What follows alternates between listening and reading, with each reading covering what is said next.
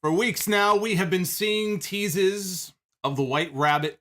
We heard the music at the live events. We've seen the little animated White Rabbit on TV. All the QR codes, all the clues. People wondering, is this the return of Bray Wyatt? Does Karrion Kross have something to do with it? Is it going to be Paul London? Is there some tie-in to the White Rabbit tribe from Lucha Underground? Everybody had their own theories as to what the White Rabbit could be in reference to. And as the weeks went on, it became very clear exactly what this was in reference to. This was the return of Bray Wyatt, right? But you couldn't be entirely sure until this past week. They were not being subtle at all. With the clues that they were showing us, it was very apparent that at Extreme Rules, there was going to be a big reveal. And the only question is, what form would that reveal take? Would he attack somebody? Would he come out after the main event? Would he come out in the middle of a match? Would he be the old Bray Wyatt? Would he be the Fiend? Would he be some kind of new incarnation of himself? We did not know. But all roads led to Philadelphia tonight for Extreme Rules. And at the very end of this show tonight, when this pay-per-view was over, one of the things I was doing, by the way, as I was getting ready to come on the air live, I had to go back and rewatch what I just saw at the end of this pay-per-view, because it was one of the weirdest endings that you will ever see to a WWE show. What we got at the end of the night, when the main event was over, we had all of the old characters from the Firefly Funhouse come to life. We had Mercy the Buzzard, we had Abby the Witch, we had Ramblin' Rabbit, we had all the different characters. We had the Fiend, all popping up in different parts of the crowd in human form. And we had the old Firefly Funhouse. We were teleported back to the Funhouse. We had a doorway. We had a lot of weird, trippy shit at the end of the show tonight. But at the very end of it, through the doorway, with the lantern in hand, was the man himself. Bray Wyatt is back in WWE. And I will say that if you are a Bray Wyatt fan, if you are somebody who was looking forward to seeing Bray Wyatt back in WWE, and Bray can be a polarizing figure. Not everybody is a Bray Wyatt fan. Not everybody was a Fiend fan. But if you are a Bray Wyatt fan and you saw that ending tonight to the pay-per-view, that has got to be one of the greatest endings to a WWE pay-per-view that you have ever seen. And what it was really one of the great comebacks in WWE history in terms of one-night returns. The crowd reaction to him at the Wells Fargo Center, 15,000 people in that building tonight in Philadelphia. And this went on for so long. You know, you had the initial reaction. People finally said, oh, it's Bray, it's Bray, it's Bray. You know, what's going to happen here, right? And we go through all the characters, and then they show all the different things and that got a big pop, and that got a big pop. But it all built to the final entrance through the door, and I have never heard a reaction like this. I mean, very few times have I heard a reaction to somebody making a big return or a big comeback. I think back to when Triple H came back in Madison Square Garden 20 years ago this year. I think back to CM Punk last year at the first dance in Chicago when he debuted for AEW at the United Center, and he came out. Stone Cold coming back out at the Bell Center in Montreal when he came back in No Way Out 2003. There are moments in time when a big star makes a comeback after some time away and they get that big pop. Tonight will go down as one of the biggest that I have ever heard. It was a monster reaction, an insane reaction to the return of Bray Wyatt, who now is going to come back and have a second chance at life here in WWE. A man who was released, he was cut from WWE. There were a lot of rumors and reports going around that he was hard to work with, he was difficult to work with, and Vince McMahon didn't like him, and there were problems with his weight, and they thought he should lose weight. All of these different stories, all of these different rumors that circulated. And he would drop little cryptic tweets about, one day I'll be able to share my side of the story. But he never actually came out. We never got the Bray Wyatt shoot interview, right? He keeps very quiet. He keeps very much, to himself. But there were a lot of different stories out there about him. And one thing that is consistent for anybody who has talked about working with Bray, and Triple H just said this in the interview he did with Ariel Helwani not too long ago, when he asked him about Bray Wyatt possibly coming back to WWE, and Triple H was picking his words very carefully and said Bray is the kind of guy, he's a very clever, very creative guy who sometimes can be his own worst enemy and has to be reined in because he's full of ideas. And that's the thing with Bray Wyatt. He's a very creative, ideas-driven personality. That personality clashed with Vince McMahon. The two did not jive. Bray Wyatt had an idea for what his character should be. Bray Wyatt had an idea for what The Fiend and the Firefly Funhouse and that entire concept should be. And when it first debuted, I was intrigued and I said, this is different. This is cool. This is interesting. And then as time went on, it became a nightmare. The booking of The Fiend was a nightmare. It was nightmarish is what it was. And they killed The Fiend. Slowly but surely, they chipped away at the character and they killed him with each match, with each loss. We talked about the Hell in a Cell match with Seth Rollins 3 years ago. You talk about a fucking nightmare. You think of that match, you think of The Fiend against Bill Goldberg in Saudi Arabia the night they drove the fucking stake right through the guy's heart. We can go on and on. The Burnt Fiend in the feud with Randy Orton. Giving Alexa Bliss his character, turning her into the female Fiend, and then being cast away. Well, Vince McMahon is gone, and this is the Triple H era. Triple H has brought back Bray Wyatt. Vince McMahon got rid of him. Triple H brings him back. And as I look at what they put together over these last couple of months, I'm even more impressed. I mentioned CM Punk a moment ago. When CM Punk came into AEW last year, Tony Khan and AEW did not say one word about CM Punk coming back. All they did was they booked an arena in Chicago. They booked a big building in Chicago, the NBA building in Chicago. And they called it the First Dance. And they let people's imagination run wild. They never promoted CM Punk was going to be coming back. They never even teased it. But the buzz started to spread. It was social media. It was people online who were spreading the word. CM Punk is coming back. CM Punk is coming back. And they packed in the United Center. And they popped a huge rating. Remember Rampage, when Rampage did 1.2 or whatever it was, million viewers? It will never fucking do that again. But the point is, they didn't say a word, and it was online buzz that they generated from that created this groundswell. That's what WWE did with Bray Wyatt. At no point did Triple H say anything on television about Bray Wyatt or The Fiend. Did they put his face up on TV? It started with QR codes. It started with a fucking rabbit. A rabbit. And every single week, they would drop little hints and little clues on social media and in these videos and on TikTok and all these different platforms, and people ran wild with it. And we only found out this past week that the new person they just hired to be their director of long-term creative, which is a position they should have had in this company a long time ago. And I was very happy to hear that they now have a position called director of long-term creative in this company. The person that they just hired, he's written horror stuff for Marvel Comics and other properties. He is the one who has really been the driving force behind this entire campaign, all the QR codes and everything that you have seen. And look at the job that they did. Listen to that reaction. Even before the main event was over, the bell rang and the match started, and you had people in the crowd chanting, "We want Wyatt. We want Wyatt."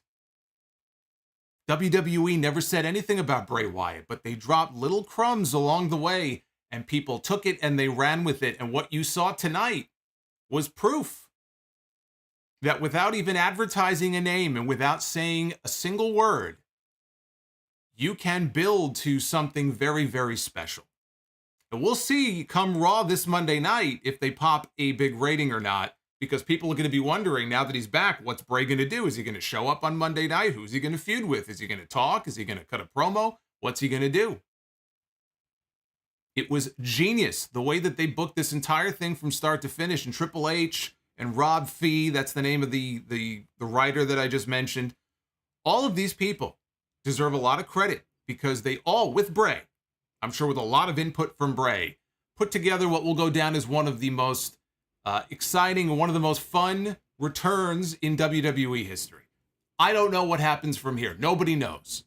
Bray Wyatt is going to get a second lease on life. Maybe 6 months from now, he's right back where he was under Vince McMahon. I find that hard to believe. Maybe it's possible, though. It could happen.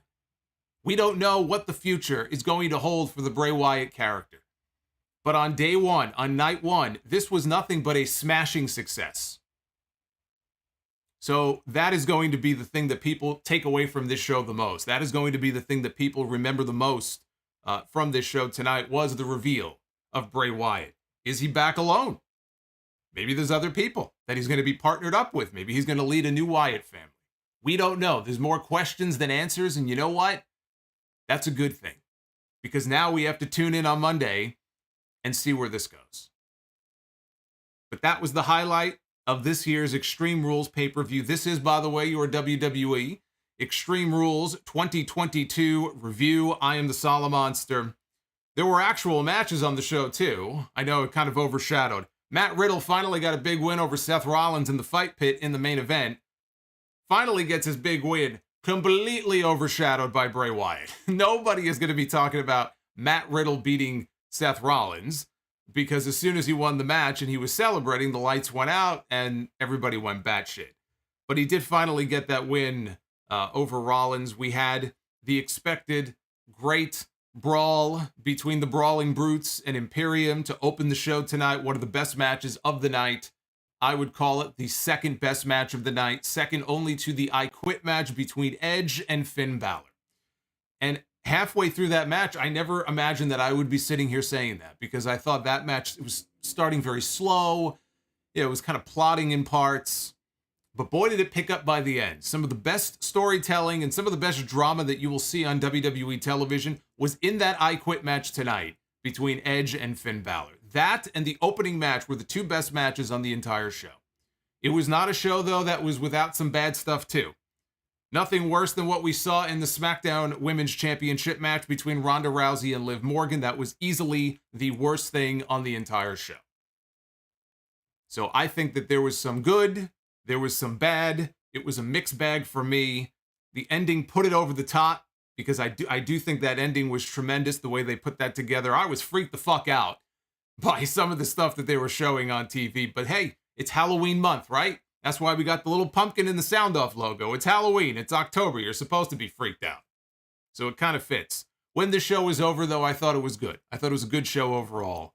But it was not without its flaws. Super chats are open. I'm sure you guys have a lot of thoughts on this show tonight. I want to hear from you and what you thought of the Bray Wyatt return and where he goes from here. So send those on in. We'll read those a little bit later on. Hit that like button. We need at least 650 likes. That is the goal that I have a feeling we're going to smash that tonight. But 650 likes minimum is the likes goal to do the Be the Booker segment later on in the stream. And also later, I know some of you are here because we are also going to be doing the Wrestle Rumble Championship Belt giveaway. I have the great pleasure of choosing 3 winners at random to win the ECW World Heavyweight title, the big gold belt, and a replica of the old school classic Winged Eagle. My favorite championship of all time. You can see it over my shoulder here when I go back on camera. Somebody's going to have their own winged eagle before this night is over. The deadline has passed. You can't enter anymore. But again, I will be picking those winners a little bit later on. So we got a lot to cover here on this street. There it is. There's the winged eagle, right? We got the big eagle. We got the winged eagle. All eagles. No rabbits here. No rabbits. Only eagles. Let's get those white rabbits in the chat, by the way. So they were sold out in Philadelphia tonight. 15,000 plus in the Wells Fargo Center, according to Michael Cole. Michael Cole and Corey Graves, they are the permanent announced team going forward for all pay-per-views. Two-man crew. I was hoping Triple H would bring back some unique sets for the big pay-per-views. I mean, I guess you could argue, is Extreme Rules really a big pay-per-view? We did not get that. It was pretty much just the usual standard set tonight. But we kick things off with the good old-fashioned Donnybrook match between Imperium and the Brawling Brutes. Last night on Smackdown, the Smackdown season premiere. We had the rematch. Round 2. Part 1 was at Clash at the Castle, and it was one of the best matches of the year. Round 2 was last night on Smackdown for the Intercontinental Championship. It was Sheamus. It was Walter. Not as good as their Clash at the Castle match, but still an excellent match. Walter is still the champion. That led into the trios match tonight. As Sheamus, Ridge Holland, and Butch entered the ring, Michael Cole was talking when all of a sudden the TV feed cut to the video that they showed on SmackDown last night. It was the 8-bit video game, I guess ad or whatever you want to call it, of the White Rabbit hopping along in the woods. He sees an X on the floor. He hops over to it, digs a hole, dives into it. Fire shoots up out of the hole. And then they glitched out, came back to the live broadcast, and Michael Cole was still in mid-sentence. It was never acknowledged, but it was a sign to the people who were tuning in tonight, don't go anywhere, because we are going to have the big reveal at some point tonight for the White Rabbit mystery. And they saved it. They milked it. They saved it until the very end of the show, but we did get the reveal there at the very end. So this was Tornado Rules. Anything goes. The only way to win is by pinfall or submission. They had shillelaghs all around ringside and some giant wooden barrels. They had a bar. Good to see the bar back there again. I'll have a whiskey and Coke. Thank you very much. On ice. I needed a drink after all the fucking camera cuts that we got in the first 90 seconds of this match. Imperium sent Sheamus into the ring steps. They held Sheamus up against the bar while Walter chopped the shit out of him. This poor fucking guy. You know, I loved the match last night. The match last night on SmackDown, like I said, I liked the match at Clash at the Castle. That was the better match with the better finish. But they had another fucking just a hoss fight last night, and Sheamus had what I described as like little knife wounds all over his chest. His chest was all bloodied and beaten. He didn't even have any time to heal up. And here's Walter. He's being held. Sheamus is being held by Giovanni Vinci and Ludwig Kaiser. And here's Walter just chopping the absolute shit out of him. And all of a sudden, his chest is bleeding again. Walter picks him up, slams him on top of the bar. So they incapacitated Sheamus. That gave Imperium the 3-on-2 advantage. Vinci had Holland on his shoulders on the outside, up in a powerbomb position. And Kaiser came diving off the apron with the Imperium bomb. That wiped out Holland. Sheamus was still down, so that left Butch all by himself. 1 against 3. They worked him over for a while until Sheamus popped back up outside. He took out Vinci. He took out Kaiser. He looked over into the ring at Walter. Walter looked back at him, and the crowd was going nuts. They were ready for it. They were ready for more after last night. Sheamus got inside. We picked up right where we left off on SmackDown. So they went at it. Sheamus got him on the apron, and he delivered the 10 beats. Holland and Butch jumped up on the apron. They ganged up on Walter as well. Now it was like a 3-on-1 gang attack on this guy. Sheamus nailed Walter with the brogue kick. Had the match won. Vinci hit a springboard splash off the ropes right across Sheamus's back. right across the man's back. This man with spinal stenosis has this giant man splashing him across the back. I'm sure that didn't feel too good. Broke up the fall. Sheamus got Walter in the cloverleaf, just like he did last night. Everybody's still bitching about, oh, he tapped out. He tapped out. It was a botch. He tapped out. Shout out to Ludwig Kaiser, by the way. He went on Twitter and set everybody straight and showed them that it is not a tap out. Walter tapped twice. You have to tap 3 times. Now, WWE has never articulated that. That's not something that WWE, I don't think, has ever really said before. So I can understand some people being confused or, a little upset about that. But what happened on SmackDown, I'm sure, was exactly what they planned on doing. And again, it feeds in perfectly now because eventually when Sheamus does, get the rematch, he can point to the fact that, hey, I made you tap out. And Walter can say, no, it was a fake out, not a tap out. So he was trying to get the tap out, this time in the cloverleaf. And Walter looked like he was about to tap. Kaiser, though, slid in. He broke a shillelagh over his back to break the hold. And a piece of the shillelagh broke off and went flying into the air. And apparently it hit a cameraman on the outside. Walter covered Sheamus, Holland, though, and Butch broke it up. So there was a spot where Butch hit a moonsault off this stack of barrels that were stacked up outside. He wiped out his own partner. He wiped out Holland. He wiped out Kaiser. He wiped out Vinci. In the ring, Walter had a shillelagh. He clobbered Sheamus with it. He covered him, but Sheamus kicked out.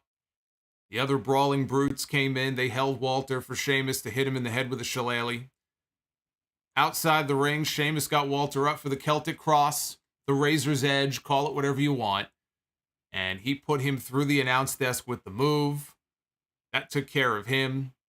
Before Sheamus got back in the ring and took out Vinci with the... he got back in the ring and took out Vinci with the bro kick. And he got the pin to win it for the Brawling Brutes. So exactly as I said last week when I did my predictions for the pay-per-view. I said, Walter is going to retain his championship on SmackDown. He's going to win. And when he does, Sheamus is going to be in a position where he now needs to win. He can win the 6-man tag the very next night, kind of get his win back. And you can set up for a rematch with him and Walter in the future. And that's exactly what they did. That's exactly what they did. He did not win the championship last night. Tonight, though, he and the Brawling Brutes got the win that they needed to get. And I thought this was an excellent match. Just 6 guys beating the holy hell out of each other. What's not to like? What's not to like about a match like this? They beat the crap out of each other. And what's cool is that Sheamus is as over now as he has been his entire run in WWE.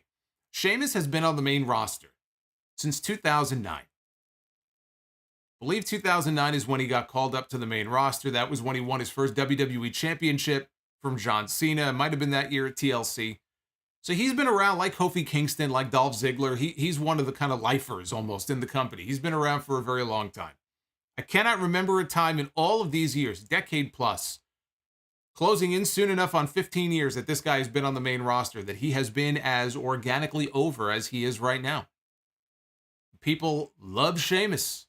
They have gotten behind, they've rallied behind this man.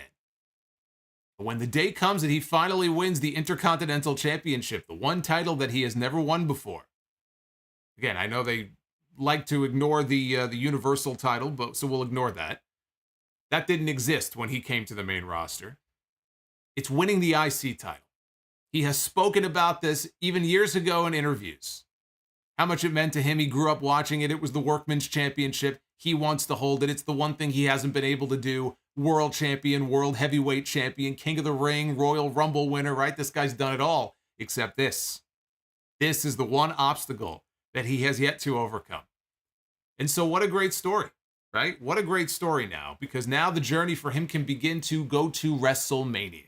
When do you do the third match between him and Walter? You do it at WrestleMania. You do it in front of the biggest possible crowd at the biggest event of the year. And you finally have Walter go down to Sheamus. You don't have him lose at all between now and then. Sheamus is the one to finally put him down and win the championship. It's right there. The story is right there. And I have to give WWE a lot of credit. When I talk about the story here, with Sheamus and Walter and how everything is set up perfectly for WrestleMania, they have multiple stories right now. right? They always talk about how we make movies, we tell stories, they're a story-driven company. And for so many years, a lot of the stories were shit. They were not compelling, they were not engaging, they were not fun. It was very rare to find a really good one, right? Now, all of a sudden, this is a great story they could tell. We've talked about the bloodline, right? And the stuff with Sami Zayn and Roman Reigns and Jey Uso. That's the best thing going in wrestling today.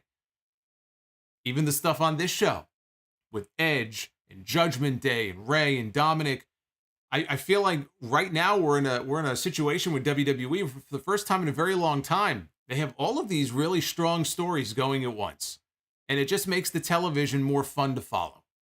And that's something I think that's been missing for a very long time. The fun. Stories and characters that you feel like you can get invested in. And it just so happens that all of these things are kind of coming together all at the same time. Now you throw in Bray Wyatt. And who knows what kind of stories that he may be coming up with. Who knows what stories he may have in mind. So it feels like a very fun period of time right now in the company when it comes to characters and stories driven on television. And they've got some pretty great matches too. Megan Morant was in the back, and she approached The Miz as he was coming into the building. Wanted to talk to him about why he was here. He said that he was going to go talk to Triple H about that lunatic, he who shall not be named. That, of course, being Dexter Loomis. All of a sudden, he looked off into the distance and he spotted something he couldn't believe. And the camera panned over and it showed Gritty. He spotted Gritty in the backstage area. Gritty, for those who don't know, is the googly-eyed mascot for the Philadelphia Flyers hockey team. He's got the googly eyes. If things don't work out for Shawn Michaels in NXT, he might be able to take over for Gritty if Gritty needs to take a vacation or something, You got the whole, whatever. So anyway, Miz told Gritty, there's no hockey game tonight. What the hell are you doing here? And Gritty doesn't speak. Gritty had a t-shirt, though. He handed Miz a t-shirt to wear. Miz took the t-shirt, he threw it on the floor, and he stomped on it. And he walked off. And Gritty picked up the shirt, and he threw it at him, and then he gyrated, and he gave us a lewd gesture. I would expect nothing less from a Philadelphia mascot. Liv Morgan against Ronda Rousey for the Smackdown Women's Championship in an Extreme Rules match. Liv walked out with the colorful baseball bat that she brought out with her on TV a few weeks ago. She got it early on. Took a swing at Ronda. Ronda caught her, though. Took her over with a throw. She picked up the bat. Then Ronda dumped it outside. And Cole on commentary said that she doesn't need a weapon. She is a weapon. There's only one weapon. There's the lethal weapon, Steve Blackman. And I haven't seen him in many years. I hope Steve Blackman is doing okay. Maybe one of these days they can get Steve Blackman in to be the special guest referee for one of these fight pit matches. So Ronda got Liv trapped in the ring skirt when Liv went for a baseball slide. She kind of wrapped her up in the ring skirt. Then she went and she grabbed the baseball bat. So I guess she needed the weapon after all. When she went back to Liv, she got sprayed in the face with a fire extinguisher. It was funny because at first, Liv set the fire extinguisher off, but she was still caught up in the ring skirt. So she started spraying her, but it wasn't hitting her in the face because the fire extinguisher was trapped underneath the tarp, underneath the ring skirt. So finally, she pulled it down and she sprayed her in the face. Ronda came back with a baseball bat shot to the rib cage. Now, Liv Morgan is a tiny woman. She's a very small woman. You would think that a baseball shot to the rib cage would break this woman in half. Not only did it not break this woman in half, 30 seconds later, she was already back on offense. So my question is, why even use a fucking baseball bat if you're not going to sell it?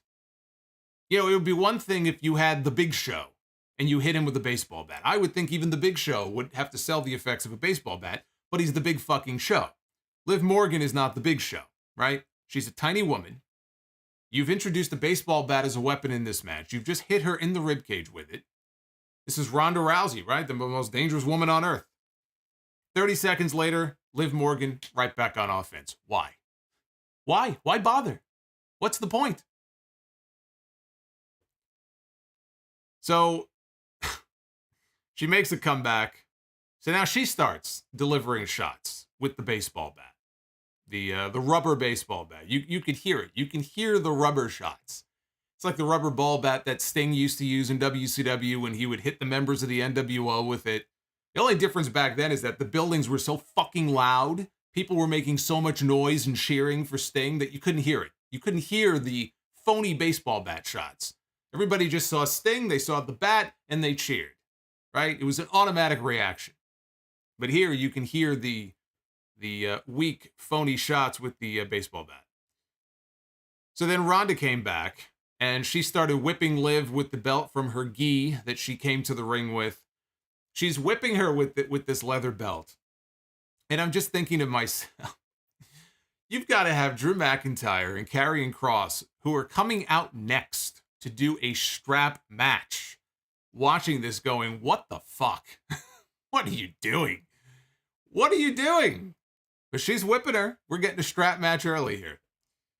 Rousey grabbed the bat. She beat Morgan with it. Morgan came back and pulled a table out from under the ring. She slid it inside and leaned it up against one of the corners of the ring. Rousey tried to put Morgan in a submission hold in the ropes. I think she was going for an armbar. Honestly, I'm not sure exactly what the hell she was trying to do here. It did not look good. It was very clunky, and both women ended up tumbling to the floor. Morgan fought back, and in the ring, she hit a code breaker on Ronda, who had a chair in front of her face. Michael Cole called this a code red. He has renamed the code breaker Code Red. Just so you know. Morgan set the table up in the middle of the ring, and she placed Ronda on top of it. She went up top, and she hit a senton, very much like what she did to Lacey Evans on TV, 2 weeks ago. She did the senton from the top rope down through the table on the floor, almost broke her foot. Even she said she came within inches of breaking her foot on the announce desk, but she was okay. So this was honestly the biggest spot of the match, right? It was a clean break. She came off the top rope, put Ronda through the table.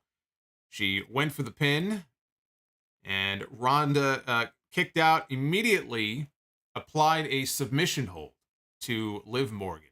Morgan tried to power Rousey up. Now, we've seen this spot in matches before, usually with the men, but sometimes in the women's matches. And I think I've seen Raquel. Raquel Rodriguez is very strong. I've seen her do that. You know, Bianca Belair also, she's very strong. And some of these women have been competitive power lifters in the past. Even Sarah Lee, who passed away this past week, only 30 years old. She was a competitive power lifter, I believe, many years ago when she was even younger.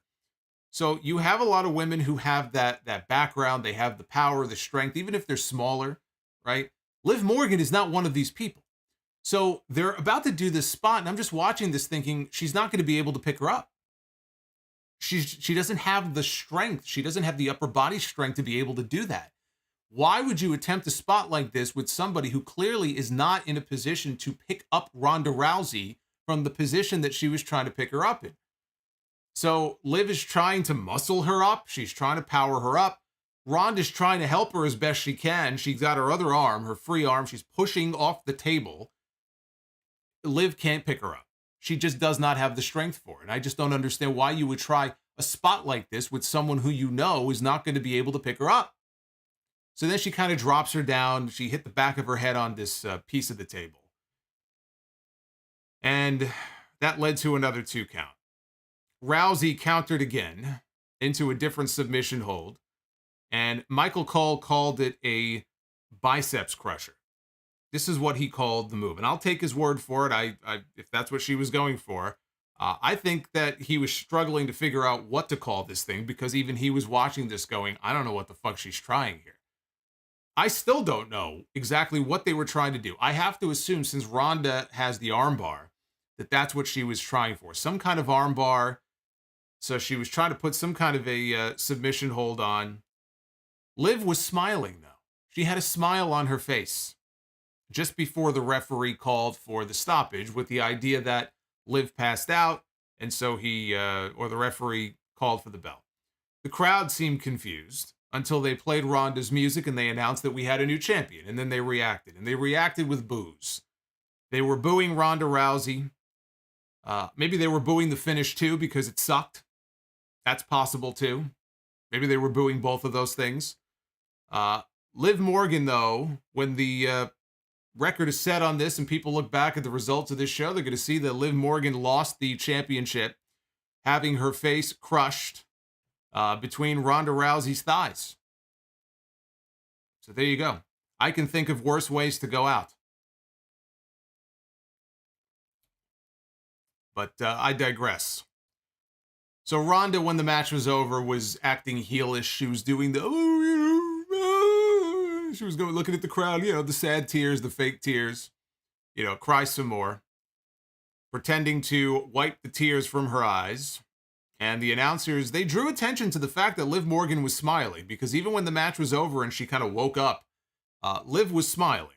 So apparently this is part of the new character direction, I guess, that she's going to be going in. Maybe she's going to be Harley Quinn. I don't know what she's going to be doing exactly, but whatever they had planned for her, as far as her personality, her character, if they're going in a different direction with her, she's going to go heel, whatever it is. The sight of her smiling and basically laughing as she lost her championship. She didn't seem very bothered by this at all. She lost the Smackdown Women's Championship, and she was smiling when this match was over. The one word that came to mind when this match was over was yikes. That was the word that I came up with when this match was over. This was not good. This was not good. This was easily the worst thing on the entire show. The shots here in this match, the strikes and everything, pathetically weak. Pathetically weak. And look, if you're worried that you're going to hurt your opponent, if I'm sure Ronda has to hold back when she's in there with Liv, because Liv is smaller than she is, but if you're going to do a match like this, and there's going to be a bunch of weapon shots, and you've got to use a baseball bat, and you have to pull back, and it's going to end up looking weak. Why do the Extreme Rules stipulation at all? I get that they wanted every match on this show to have a stip. This is the one they settled on for this. We'll just make it Extreme Rules. That way they can use all kinds of weapons and stuff. But it just doesn't work. You've got to be able to lay that shit in a safe way, but you have to be able to lay that shit in and make it look brutal, right? And make it look like you're actually hitting your opponent without hurting them. If you can't figure out a way to do that, then don't have an Extreme Rules match. Because it was distracting to watch, and it's like little love taps. This is supposed to be an Extreme Rules match. There was nothing extreme about this. This match was extremely boring and extremely bad. That was about the only thing extreme about this match here. So the Liv Morgan experiment comes to an end. It was time. It should have been time at Clash at the Castle. I would have put the championship on Shayna Baszler. They decided to drag it out another month and put the championship on Ronda Rousey, who just so happens to be best friends with Shayna Baszler, and so there's a direction you could potentially go in. Although Ronda was acting like a heel. I don't know if she is a heel or not. I think ultimately that has to be the direction. I think by the time you get to WrestleMania next year, we'll have a babyface Becky Lynch and a heel Ronda Rousey. So maybe this was the start of a Ronda Rousey heel turn. Maybe she's not going to fight Shayna Baszler. Maybe we'll start to see her and Shayna together on television more often. Maybe they're going to be, linked up in some, I'm not saying a tag team necessarily, but maybe they're going to link the two of them up on TV. I would definitely link the two of them up on TV in some way. As I think about who Ronda could potentially be feuding with next, number one, I don't want to see Ronda Rousey and Liv Morgan anymore. We've already seen it at least 3 times. We don't need to see it again. It's over. It's done. It's finished. Time to move on. Raquel, you could go back to that. We already got Raquel and Ronda once on TV. Actually, twice, I think, on TV. Raquel, though, maybe doing the tag team thing. She was partners with Shotzi on TV last night. I don't know where they're going with that. I would throw out 2 other names at you. and nobody's really talking about them now like they were a few months ago, but I do think that we will see them back, and that is Sasha Banks and Naomi. I still think that Sasha Banks and Naomi are going to come back to wrestling. When they do, it will be in WWE.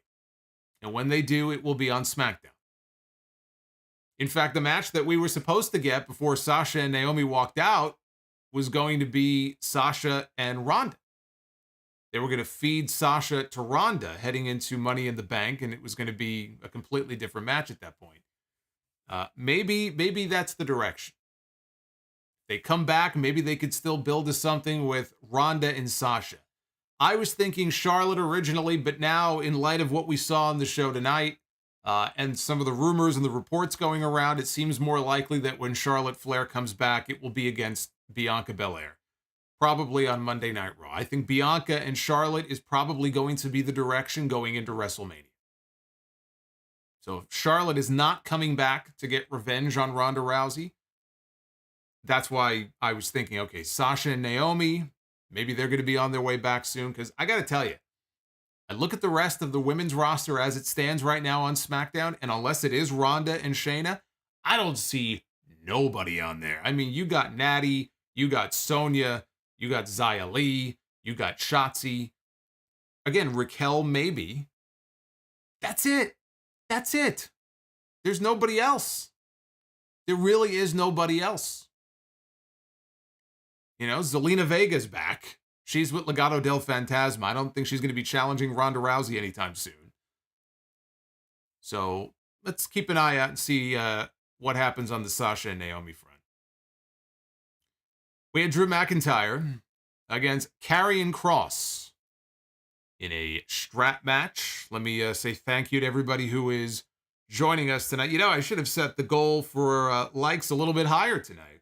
So we're definitely going to be doing Be the Booker a little bit later on. I should have set it for 1,000. Since we're already almost at 800. Let's shoot for 1,000. How about that? We'll shoot for 1,000. McIntyre and Karrion Kross. This was one of those instances where I really think, having now seen the match, the four corners rule that they typically use for these strap matches in WWE would have been the way to go here in this match. Doing the four corners instead of pinfall and submission only would have helped build drama that this match was lacking. Instead, like I said, it was pinfall or submission rules. Michael Cole mentioned the strap match between Triple H and The Rock from many years ago. I think that might have been Fully Loaded, right? Was that Fully Loaded in 98? Or am I thinking of their 2 out of 3 falls match? No, you know what it was? It might have been 2 out of 3 falls. They did have a strap match on Raw. I stand corrected. Triple H and The Rock had a strap match on Raw back in 99. So I think that's what he was referring to. But he also mentioned the fact that many people consider Sting against Vader at Super Brawl 3 to be the greatest strap match of all time. I would concur. Anybody has never seen the strap match before with Sting and Vader, White Castle of Fear, you got to go back and watch that match. So before the match, Kross was playing some mind games. Took a long time to put the strap on. Let me rephrase that. He took a long time to apply the strap to his wrist. Boy, that puts a whole new spin on Extreme Rules, doesn't it? That is not the pay-per-view that I paid for.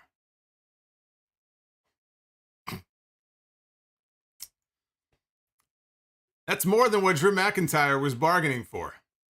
So anyway, he wouldn't put it on.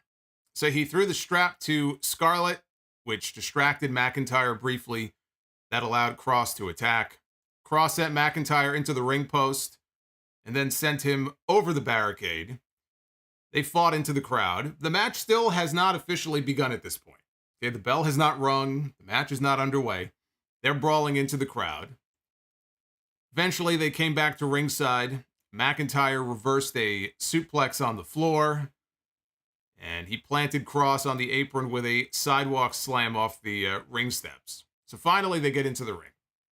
McIntyre puts the strap on Kross, and the bell rang. Man, it's a Solomonster After Dark here we're talking about. Come on. Be a professional. Get a hold of yourself.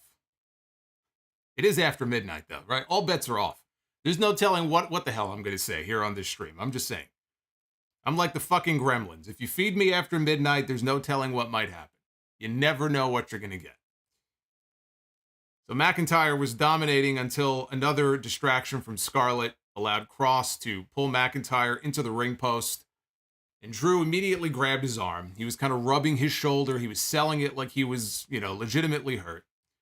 And the referee, Jessica Carr, came over and said, look, I could call the medical team over. And he goes, no. I'm fine.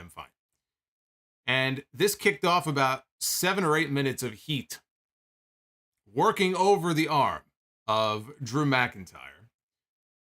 The best part of this was Kross when he was whipping McIntyre on the floor over and over again. Scarlett is standing there. She's just screaming, more. She's like directing traffic here.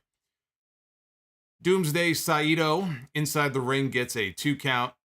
They started laying into each other. Some brutal shots with the strap. I mean, they're strapping each other upside the head and the side of the neck. I mean, they are not holding back. And this is what I'm talking about.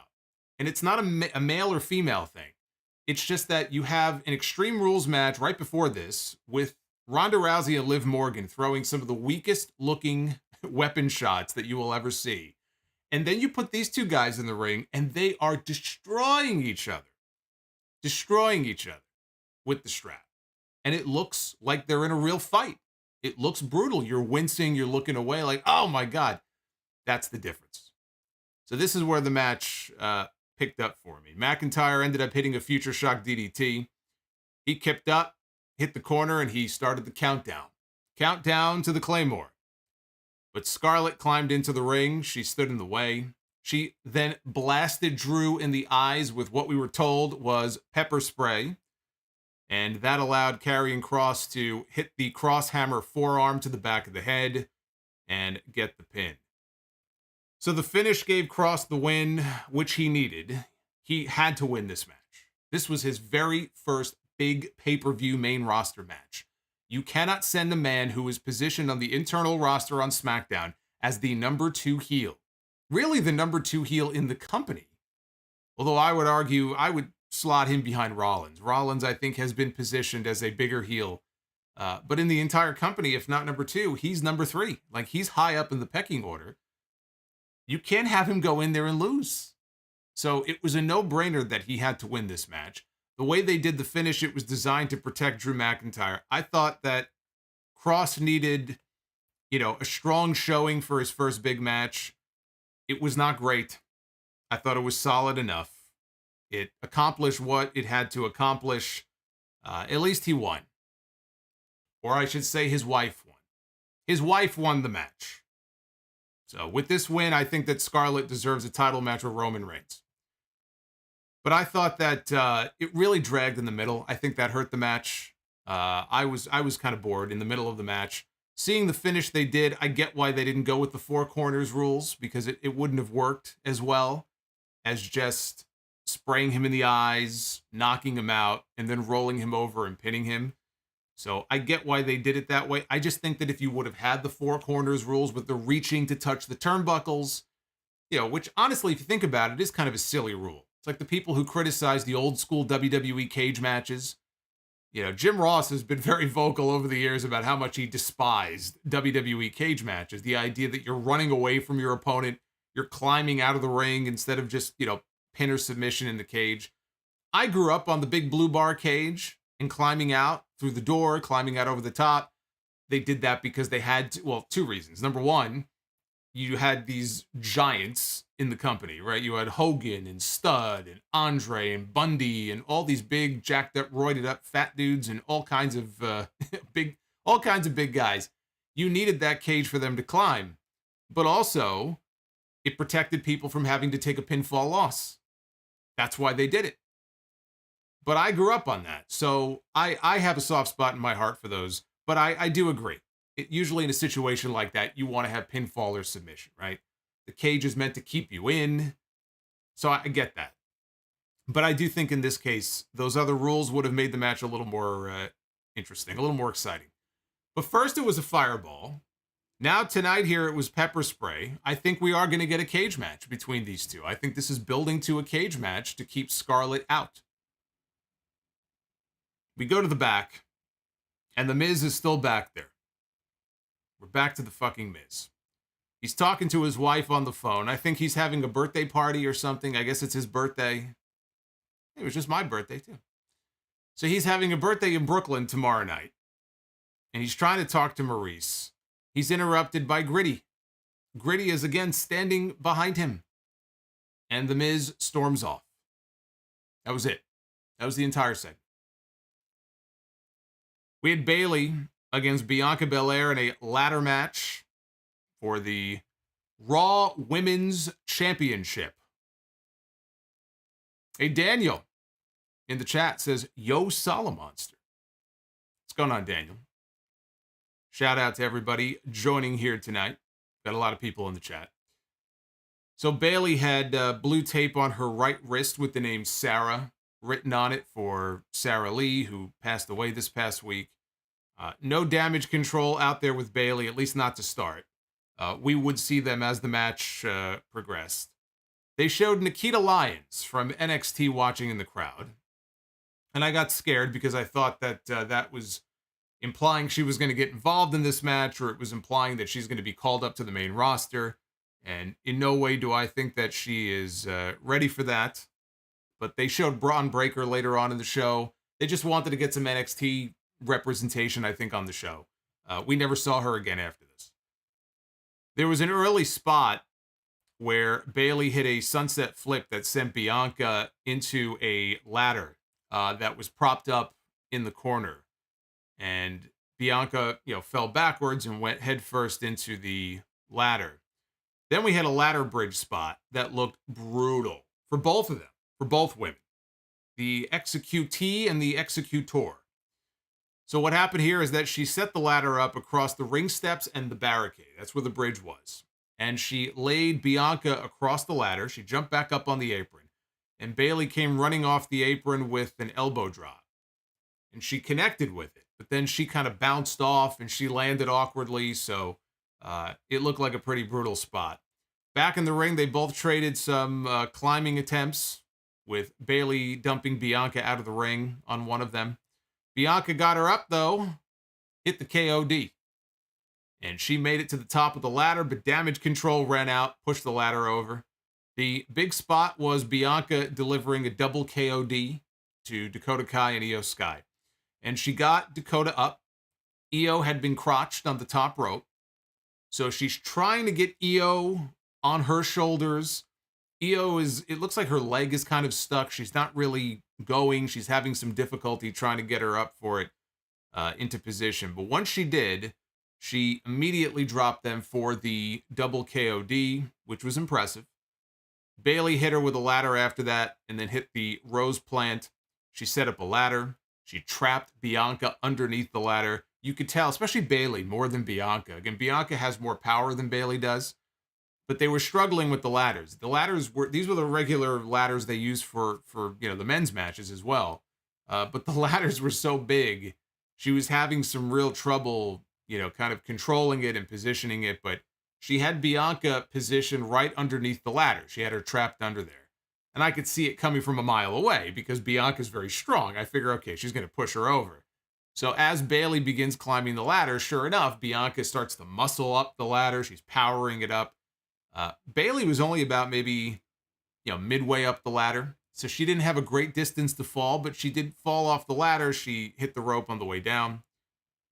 Once they both recovered, they raced to the top of the ladder. Bayley grabbed Bianca's hair and kind of used it to pull her down off of it. Bianca recovered and whipped Bayley from behind with her braid. Bayley grabbed the ladder at the same time that Bianca grabbed her, put her up on her shoulders for the KOD. Bayley is still holding this ladder. And Bianca delivers the KOD, and that plants Bayley face first down onto the ladder. It looked terrible. Terrible for Bayley. She looked like she went chin first right into the ladder. Immediately grabbed her mouth, rolled to the corner, and Bianca set the ladder up. She climbed, and she pulled down the Raw Women's Championship. And when they cut back to show Bayley outside the ring with damage control, you could see that she wasn't like all bloody or anything, but there was blood around her mouth. So she probably busted her. I don't see how she couldn't have busted her mouth up. Hopefully she didn't break any teeth or anything. But that last spot looked brutal. Brutal in a good way. It looked great. But I don't think it felt too good for Bayley. So I thought coming into the show, I thought Bayley had it. I had Bayley as my pick to win the championship. But if Charlotte Flair is going to be working with Bianca soon at some point, then it makes sense for Bianca to retain. And Bianca has had a hell of a run for herself. You know, really going back to when she beat Sasha Banks at WrestleMania last year. She has been one of the more protected people in this company. So they have done a very good job of building her up. And this was a very good match. This was easily Bayley's best match. Yeah, she hasn't had too many of them, but since she came back in July, this was easily the best match that she's had. Damage Control, you know, they tried to do their best Bloodline impression and collect all the championships, but they fell short tonight. And then we had what I thought was the best match on the entire show coming up next. Hey, Travis, thank you for the belated birthday shout out. I appreciate that. All Elite Adam is a new channel member. He is a Sound Off superstar for the first time. So, Adam, I thank you, sir. I salute you with what I have here in my mug. The mystery substance that we have here in this mug. Edge against Finn Balor in an I Quit match. Balor came out to a heelish remixed version of his theme music. I think it sounds pretty badass, actually. I like it. I hope he keeps it. But he didn't just come out with remixed entrance music. He came out wearing a mask. And not just any mask. He came out with this mask that you see here on your screen. Pretty wild stuff. All black. It's got spikes on it. This looks like something that Dominic Mysterio would wear while tied to a bed as Rhea Ripley drips hot candle wax on him. But yes, he is wearing this all black mask with spikes coming out of it. This guy's out here looking like Kanye West. But I like it. I like the mask. I like the music. I like the whole entrance. So I thought it was cool. I think it works for Balor. So we get into this match. Edge is working Balor over with strikes. Cole and Corey Graves on commentary are talking about how humiliating it is for a WWE wrestler to say the words, "I quit." It's just not something that you ever really hear the babyfaces doing. Edge shoved Balor face first into the corner of the ring. Chad Patton was the referee. He had the microphone in his hand. And so every time somebody would hit a move, Chad Patton would go over to the other guy and he would shove the microphone in their face and ask them if they quit. So, of course, Balor said no. Balor ended up at ringside. He slammed Edge's head on the announce desk. Edge regrouped. He speared Balor through the barricade by the timekeeper's area. And Balor also declined to quit. Edge followed Balor into the crowd. He worked over Balor with punches over by where the kickoff show set was. Edge suplexed Balor on the floor. He said never, never, when the referee put the microphone to his mouth. So Edge went, he grabbed a hockey stick. Maybe Gritty handed it to him. Comes over with the hockey stick. He hits Balor with it. Balor tried to escape. He climbed up onto the kickoff show set's desk. Edge joined him up there. He used the hockey stick while applying a crossface. Balor got away, and he attacked Edge near the, there was like an entranceway into the concourse area, because they're still in the middle of the crowd. So by one of the tunnels, right? He's attacking him over there. Balor backs up a little bit. He charges at Edge, comes running at him, and Edge hoists him up, and he shoves him headfirst right into the, it's like the concrete overhang. And Balor's face smacks the concrete. Edge turns around. He's looking out into the crowd. Crowd's cheering him on. He's setting up for a spear. Looks like he's going to spear this guy down the staircase. Balor sidesteps him, and Edge crashes balls first into the handrail. And he sells it like he went balls first into the handrail. This guy went balls deep right into the handrail. and was very gingerly walking his way down the steps. Both guys eventually ended up back at ringside where Balor was hitting him with a chair. They got back in the ring. Balor slammed a chair over Edge's back, and he hit him in the gut with it a few times. "Screw you," he told Finn Balor. And Balor applied a crossface. Edge declined to quit, though. He would not quit. So he bounced back, and he was working over Balor's knee with a chair. Here comes Damian Priest. We knew we were going to see the members of the Judgment Day. It was only a matter of time. It's a no disqualification match. So why wouldn't they have been out there from the beginning of the match, right? So here comes Damian Priest. He goes after Edge. Edge takes care of him. Here comes Dominic Mysterio. Edge dumped Balor out onto the apron. He hits the ropes. He comes off, and he spears Finn Balor through the ropes into Damian Priest and Dominic, who were on the outside. Wipes them all out, right? So now they're all laid out on the floor outside. Edge puts Balor back in the ring. He's setting up for a spear. And here comes Rhea Ripley. Rhea Ripley pops up on the apron, and she handcuffs Edge's arm, his wrist, to the top rope. So we heard about there being a possible handcuff spot on SmackDown last night. That was something Fightful reported, and there was no handcuff spot. So maybe the lines got crossed, and maybe this was the handcuff spot, but we got a handcuff spot tonight on the show. So Rhea's on the floor, and she's smiling, and she's looking up at Edge, and she's got the key, and she's dangling the key, right? And Edge can't go anywhere because he's cuffed to the top rope. We see behind him, in the ring, the members of the Judgment Day have regrouped. And now there's Finn, there's Priest, there's Dominic. Edge has his back turned, but he can kind of tell, they're standing behind me, aren't they? And they start ganging up on him. They're beating him down. Balor goes to ringside. He brings in a pair of kendo sticks. He starts wailing away on Edge with the kendo stick. And one of the MVPs of this match was Michael Cole.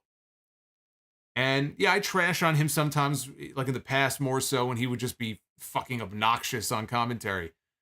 I thought he did a fantastic job here in this match, especially down the stretch when Edge was just, he refused to quit, and they're beating him down, and you're really pushing the fact that, you don't have to do it. Nobody will think any less of you. Just quit. Somebody's got to do something about this. This is not right. Just stop. Like, he was really trying to sell the emotion of it. And so Cole is going off on commentaries, pleading for Edge to please quit. So now we hear Rey Mysterio's music. Here comes Rey. He got the better of Balor and Priest. But then Dominic knocks his father off the apron to the floor. And the crowd booed. And Michael Cole lost his shit on commentary. What are you doing? That's your father. What's wrong with you? He's going off on this kid. So in the ring, Balor is working over Edge with more kendo stick shots. Beth Phoenix shows up. Right on cue. Right? What did I talk about in my predictions?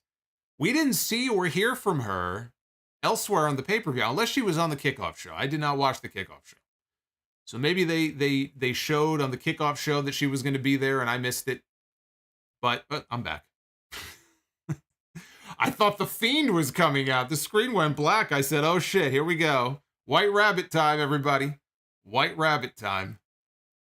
I was like, I'm looking around here like, uh-oh, is he going to show up behind me? So Beth Phoenix shows up. And the crowd is going nuts for this. And she took the kendo stick away from Finn Balor.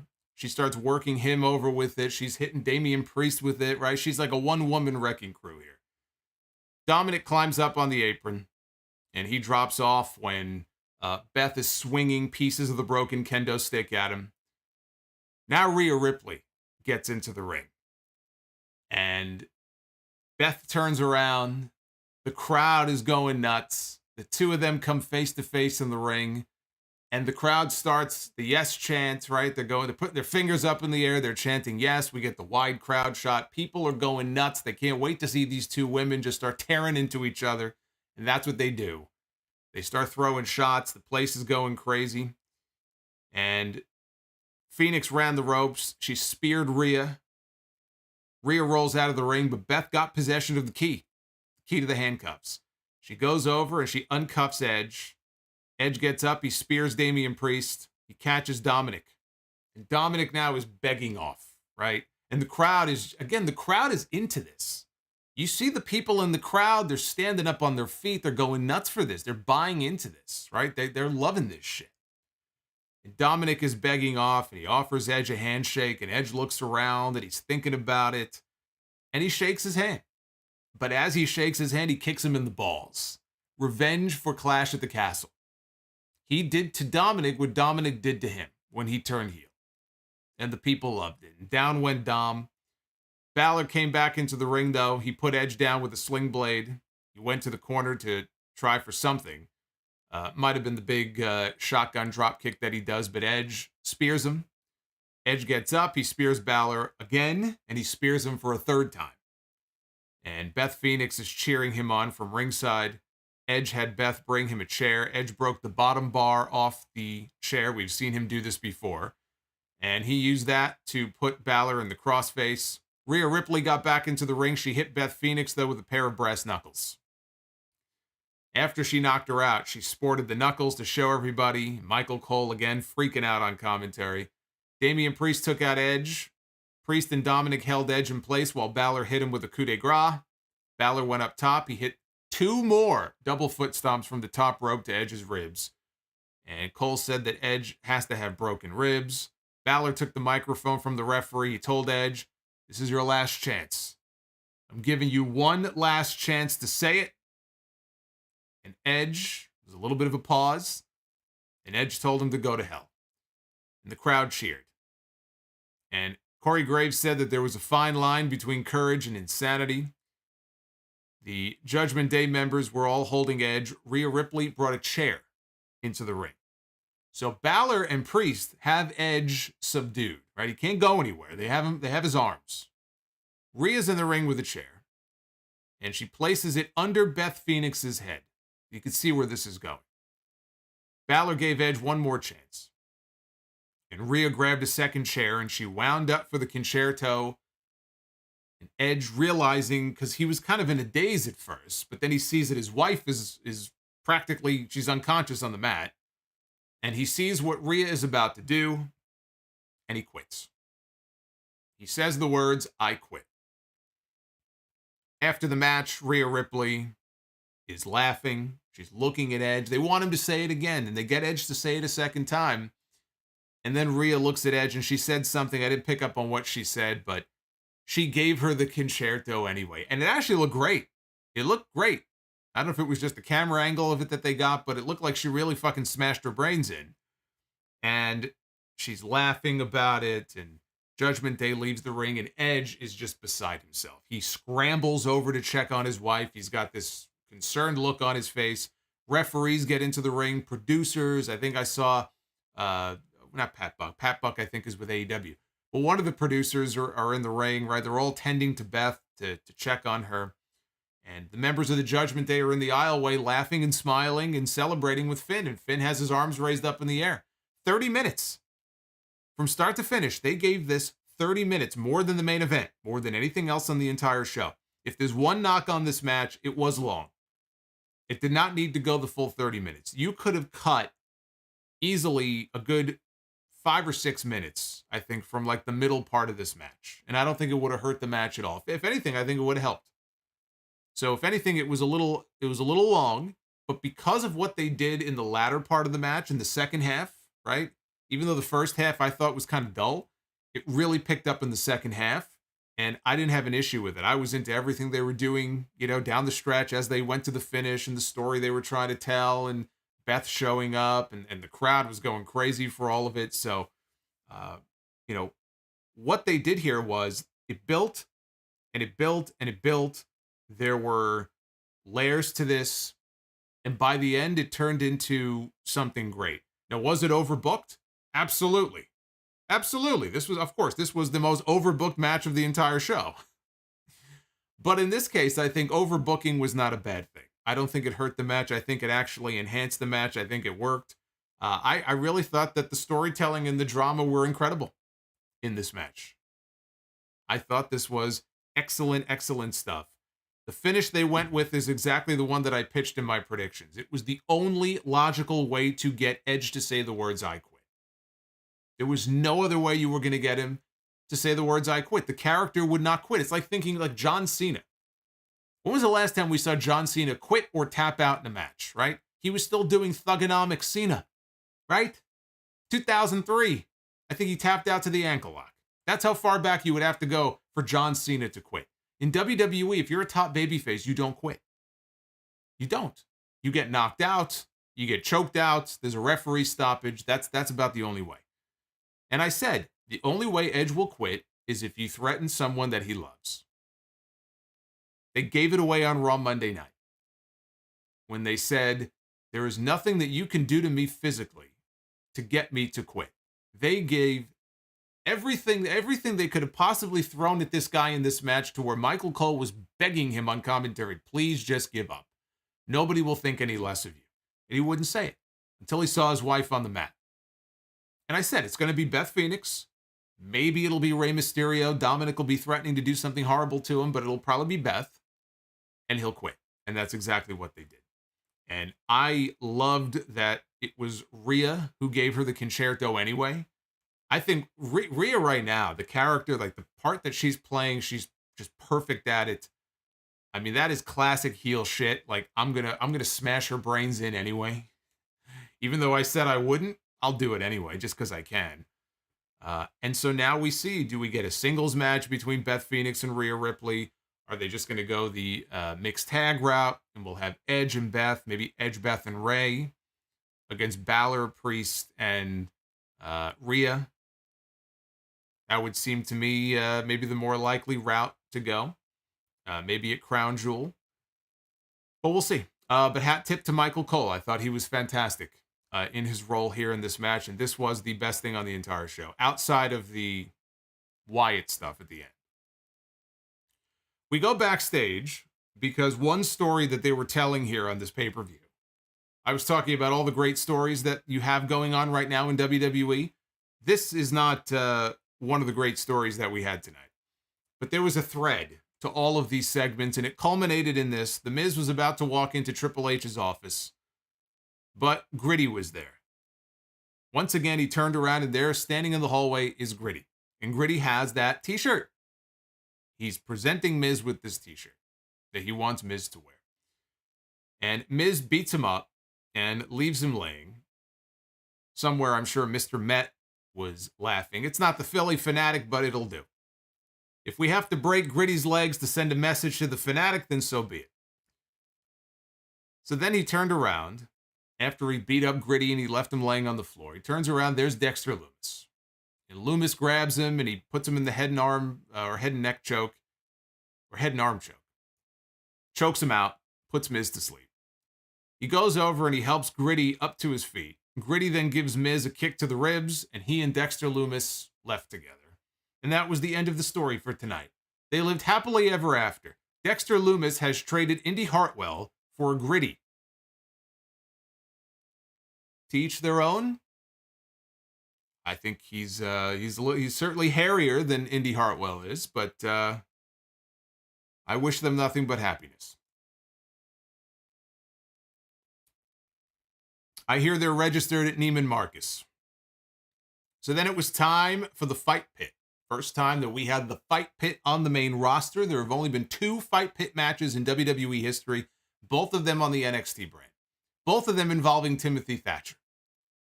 And the first one involved the man in this match tonight, Matt Riddle, who lost to Timothy Thatcher. Second one was Timothy Thatcher and Tommaso Ciampa, who has disappeared. He has vanished. I don't know if he's hurt. I don't know what's going on with Ciampa, but we have not seen him on TV now in several weeks. But this was the Fight Pit with UFC Hall of Famer Daniel Cormier as the guest referee. He looked like he was just happy to be there. Big wrestling fan. Seth Rollins one-on-one with Matt Riddle. They took down the ropes. They lowered the cage from the ceiling. Actually, the cage was still hanging above the ring before the wrestlers made their entrance. Cormier came to the ring in his referee shirt. Michael Cole used the line about Riddle beating John Jones, or out-wrestling John Jones. I think in high school he said, that's the line that Jimmy Smith gave to Triple H on Monday. He talked to Riddle. and he got some information from Riddle. He said, do you have beef with DC? And Riddle's like, no. He goes, I out-wrestled John Jones, I think he said, in high school, and maybe that pissed him off. But so Jimmy Smith went to Triple H and said, hey, John Jones got out-wrestled by Matt Riddle, and he used that line during the match on Saturday, and Triple H was like, oh, that sounds great, give it to Cole. That's when he accidentally basically let Jimmy Smith know that he was about to be fired without actually telling him. Jimmy Smith heard that and said, well, why would I give that to Cole if I'm going to be calling the match on set? He goes, I must be getting fired. So Cole used the line here on the show about Riddle beating John Jones once upon a time. So they showed Braun Breaker at ringside. He had the NXT Championship over his shoulder. He was standing there in a suit. I doubt he stayed out there for the match. Having been to many of these shows, they trot these people out there. They wave, they smile, and as soon as the camera is off them, they bring them right to the back. So that was the last that we saw of Braun Breaker here on this show. Riddle came out. No skateboard or, not skateboard. He's fucking Darby Allin. No scooter. It would be weird if he came out for a fight pit match on a fucking scooter. Riddle came out. Rollins was out next. He was wearing an airbrushed vest. He did not wear this during the match, but to the ring, he wore this airbrushed vest. I think it had like a dragon's head on it. So he came out, and we got the ominous music. Very Hell in a Cell-esque as they lowered the cage down to the ring. Only way to win is by tap out or knockout, where you cannot make it back to your feet by the 10 count. So the match began, and immediately we had loud chants of "We want Wyatt." So you knew, this company had to know that if they did not deliver on this White Rabbit stuff before the show was over, that you were going to have a lot of very disappointed people. They had to know that. At different points, when one of them would bump into Cormier or would touch him or brush by him or something, he would kind of back them against the cage, and he would lay down the law and say, look, you're not here to fight me. You're here to fight your opponent. Keep your hands off me. Right? He was asserting his authority. Rollins put Riddle down, and he climbed up the side of the cage, and then in midair, he turned, and he gave Riddle a frog splash. Cormier... Oh, look who it is. Look who it is, everybody. It's our boy, Bully the Clown. The old $30 Bully the Clown super chat. Bully the Clown, so nice of you to join us here tonight. The circus is in town, ladies and gentlemen.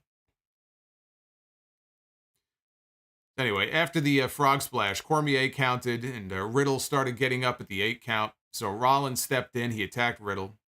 Rollins went for a Peruvian necktie, but Riddle avoided it, and he backdropped Rollins, who landed on his feet. Riddle dropped Rollins with an RKO. Out of nowhere, hit the RKO. Both men were down. They got up, though. They were able to beat Cormier's count.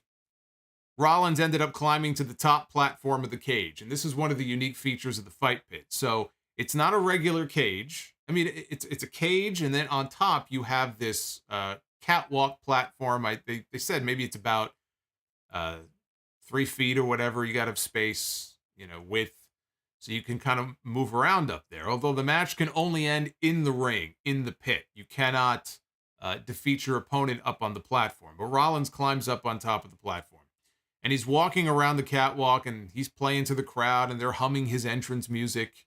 Riddle climbs the cage, and Rollins was waiting for him. He threw punches at him while Riddle held on to one of the chains. They had chains in each corner that was used to lower and raise the cage. So he's kind of falling backwards, holding on to the chain. And Riddle ends up putting Rollins in a rear naked choke, briefly. Rollins grabbed Riddle's arms. He pulled him into the chain a few times. And Rollins picked up Riddle and gave him a buckle bomb into the upper cage wall up there, which sounds more dangerous than it was. He actually let him off pretty easy and slammed him into the side of the cage. Rollins put Riddle down after that with a pedigree on the catwalk, and he was barking at Cormier down below. Start the count, start the count. Cormier's like, no, you got to beat him in here, dude. I can't count him up there. You got to bring him down here. So Riddle avoided a stomp a few moments later. And he dropped Rollins with an RKO, this time on the platform, the second RKO of the match. Rollins then rolled slowly back down into the ring. And Riddle, in the big spot of the match, he jumped from the top of this platform with a Broton. And at first, Michael Cole over and over was calling the floating bro. And then later on he said, oh, I got that wrong. The floating bro is where he rotates in the air. This was a Broton. Okay, so it was a senton. He calls it the Broton.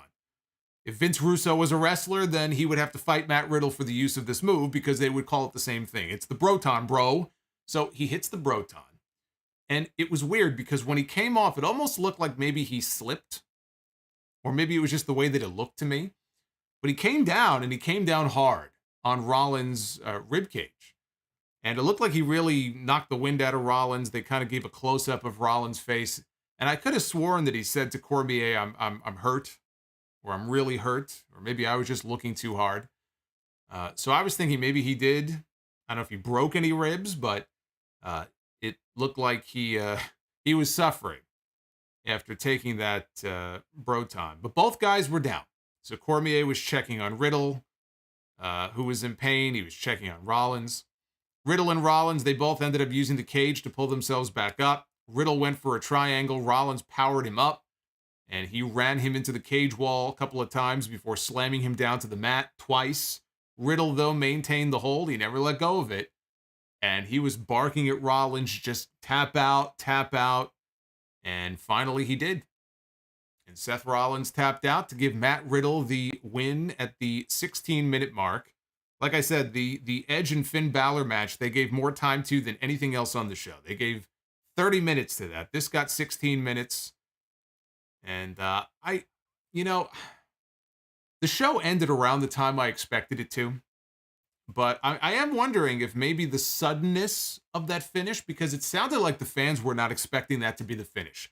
I wasn't expecting that to be the finish. It did feel like it came very suddenly. I don't know if that was the plan. I don't know if it does have to do with the fact that maybe Rollins was hurt and maybe they had to go to the finish. I mean, he looked fine as far as, muscling up Riddle and slamming him down. And if he had broken ribs, I don't know if he'd be able to do that.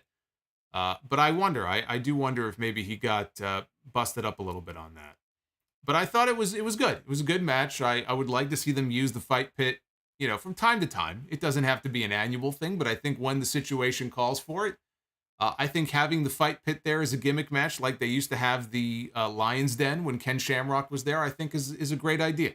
It doesn't have to be just an NXT thing. It could be an NXT gimmick, and it can be a main roster gimmick. But only when it is needed. I would like to see them use it. And Matt Riddle gets a much-needed win because this guy's been getting his ass kicked now for months. Ever since he and Randy Orton lost the tag team titles to the Usos. They got destroyed on that episode of SmackDown. And then he got beat by Roman. He's been, beaten up time after time and stomped. I've lost track of how many fucking head stomps this guy has taken from Rollins over the last 3 months. So this was a much-needed win for Matt Riddle. He's in the aisle. He's on stage. Gets his hand raised. He's celebrating. Michael Cole is doing the sign-off. They put the copyright box on the screen. Triple H had a habit of doing this all the time in NXT on the TakeOver shows, where he wanted you to think the show was about to end, but then something would happen, right? Tommaso Ciampa would attack Johnny Gargano from behind, or something would happen. So he did the same thing here. It was a swerve. The lights went out. And as soon as the arena went dark, everybody jumped to their feet. And they knew what was about to happen. They didn't know what form it would take. They didn't know where it was coming from or if he was going to attack somebody, but they knew this was the moment that they were waiting for all night long. We hear over the PA system a familiar voice singing a very familiar song. He's got the whole world in his hands. He's got the whole wide world in his hand. And he sings this over and over and over again. And then suddenly there's a spotlight in the crowd on someone in a giant Huskus the Pig costume. And then the lights go out.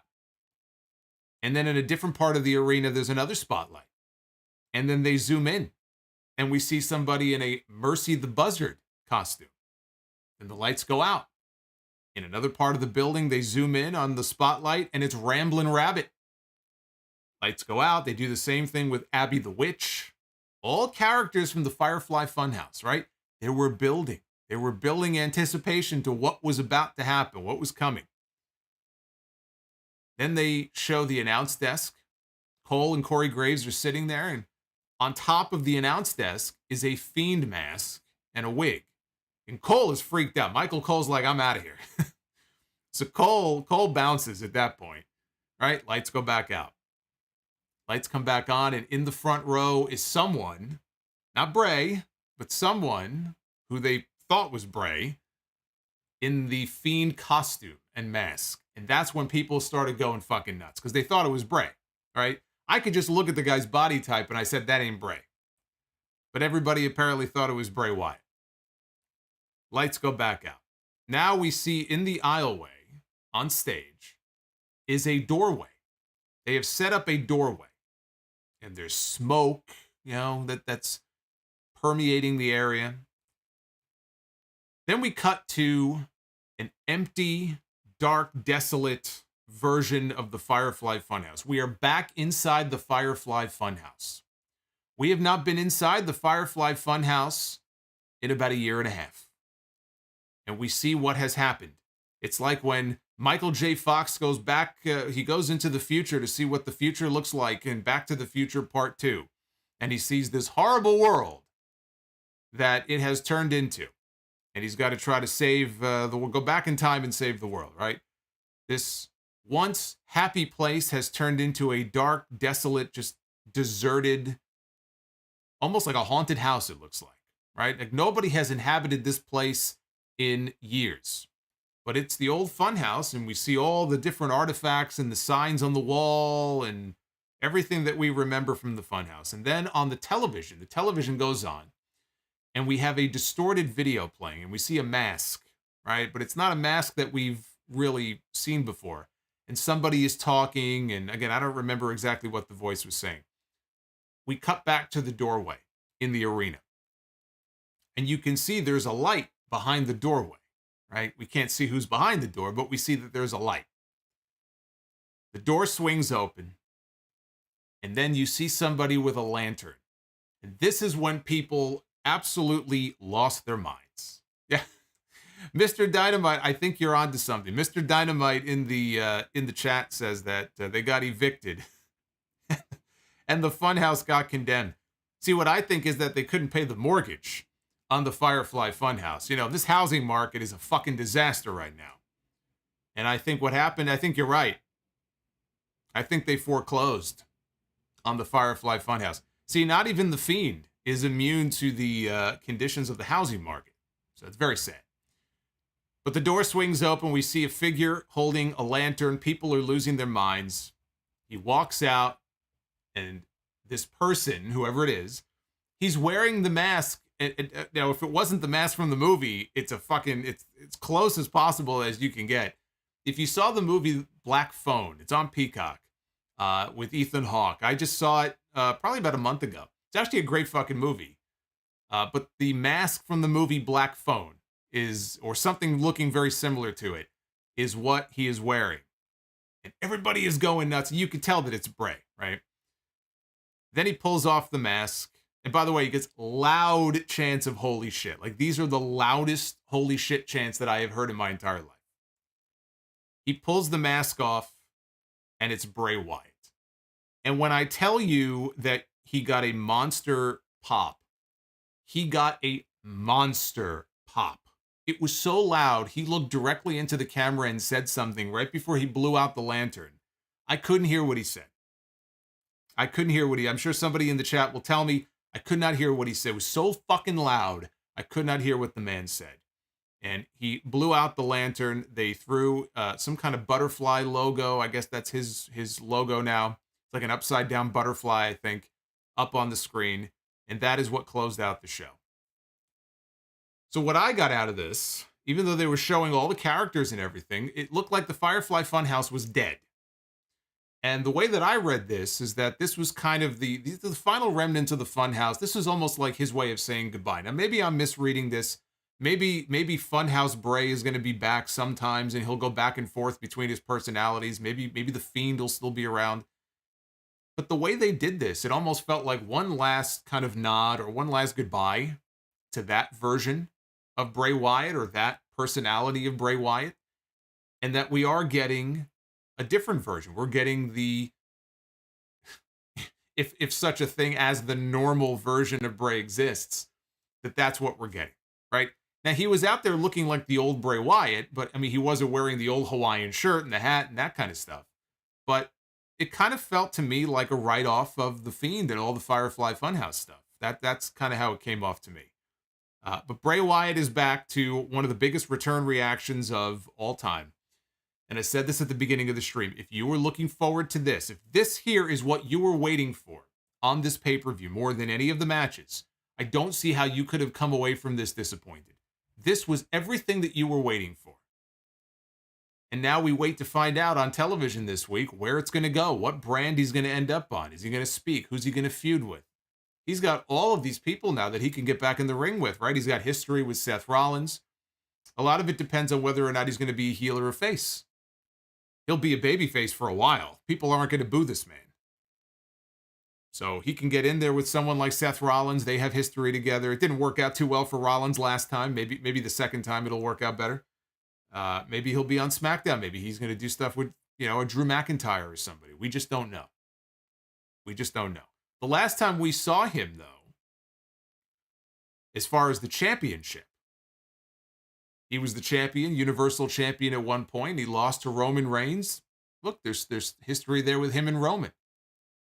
I don't see him as the person to take the title from Roman, but I'll tell you one thing, though. You look at the reaction he got tonight. It's hard to argue that you wouldn't consider building him up for some kind of a match with Roman Reigns and putting his name in the conversation. He's not the one that I would have beat Roman Reigns. But again, you cannot ignore the reaction that he got tonight. Is he still going to be getting that reaction 2, 3, 4 months from now? Probably not that reaction, but he might still be getting good reactions. And it comes down to the booking of the character. And this is going to tell the tale of Bray Wyatt Part 2 in WWE, right? He got fucked by the booking the first time. Now it's a new regime. It's a new creative regime. And they hired the person who had a lot to do with these QR code skits, the Marvel Comics guy. He's now working for the company. I don't know how closely he will be part of Bray's creative, if he'll have a hand in Bray's creative. But it's exciting to think about the changes that have been made and how this might affect Bray Wyatt and his character going forward. I would have to think that he's in a much better position now than he was before. But it all comes down to the booking. Bray Wyatt is one of the most creative minds in the entire wrestling business. I can understand why Triple H would say what he said in that interview when he said that this guy could be his own worst enemy because his mind is moving a million miles a minute. He's got all these ideas. You've just got to be able to sort of funnel them in the right direction. If they can do that, this could be a fun ride. It could be a lot of fun to see what he's got up his sleeve. I've enjoyed these teases. I've enjoyed the White Rabbit stuff and all of the kind of the ARG type stuff online. It's been a lot of fun to follow. If they let Bray Wyatt be Bray Wyatt, there's no reason to think that he will not get over and stay over and be a very big player on this roster. The booking is what fucked him over the first time. So far, the way they've handled it in terms of building him back up, I have hope and optimism that will not be the case the second time. And with Bray, it's almost not even about what happens when the bell rings. It sounds kind of weird to say because you need to be able to go in there and work and have good matches. But with Bray, it's almost like the least important part of his act. That's why I said I think this guy belongs in movies, not in wrestling. You could have done an entire movie just on the Fiend character and all the Firefly Funhouse stuff alone. You could have given him his own horror movie. And apparently there were plans for that before they released him. The guy they just hired to work for the company was working, I think, or going to work on a script for something, and then they fired Bray and it never got off the ground. I almost think he's a better fit for that world than he is wrestling. But this could not have been as big of a success, any more of a success, I think, than it was tonight. And again, you should be very happy. Bliss fan, there's Bliss fan. Bliss fan, this has got to be the best. I mean, this has got to be the best night of the year for you. I said last night, this is going to be Bliss fan's WrestleMania moment. And Bliss fan is in the chat. I'm sure he's marking out. He's very excited. I'm very happy for you. He has been talking about this in these chats for months. Months. And the other thing about Bray, he's going to make this company a lot of fucking merch money. Already, the White Rabbit stuff apparently is like the hot seller on WWE Shop. Has been for at least the past couple of weeks. So he's gonna move a lot of merch.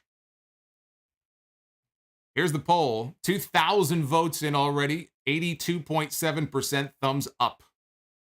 That is a overwhelmingly positive score. 12.7% thumbs in the middle. Less than 5% thumbs down. So that right there is called the Bray Wyatt effect. Because if we don't get that Bray Wyatt stuff at the end, this show doesn't get 82.7% thumbs up. I guarantee you that. It does not get 82.7% thumbs up. So before we move on here, because I am going to get to your super chats, we are going to dive on into that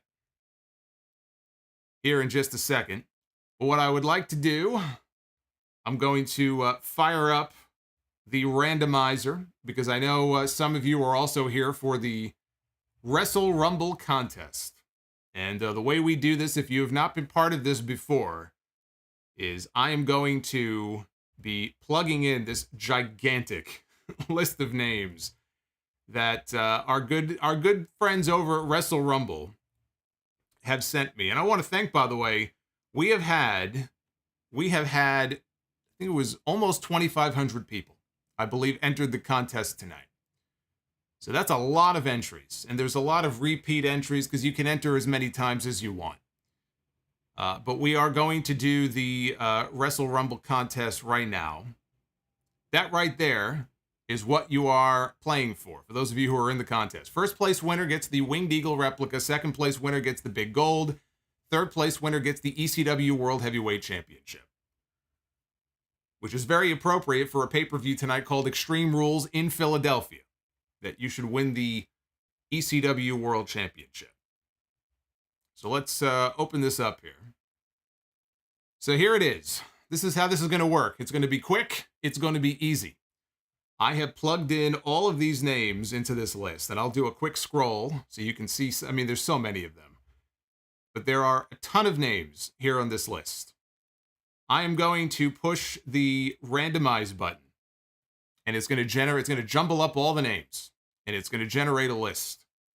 When this list comes up, we're going to go with the top 3 names. The name that is in the number 3 spot will be the third place winner. The name in the number 2 spot is the second place winner. And the name in the number 1 spot is the first place Winged Eagle winner. So it's very simple. If you see your name on the list in any of those spots, congrats. Wrestle Rumble will be in touch, and you will get your belts. So, without any further ado, can I get a drum roll, please? Let's choose the winners of the Wrestle Rumble contest. We have got Courtney Bayley, Fred Chips. I love that name, by the way, Fred Chips. And Fabian Robolozo. Congratulations. You are the winners in the Wrestle Rumble contest. Fabian, you have won yourself an ECW World Heavyweight Championship replica. Fred, you have won the Big Gold WCW World Heavyweight Championship replica. And Courtney Bayley, you are now going to be the owner of the greatest championship of them all, in my opinion. They're all beautiful. They're all great. But you get the Winged Eagle title. Again, nearly 2,500 entries.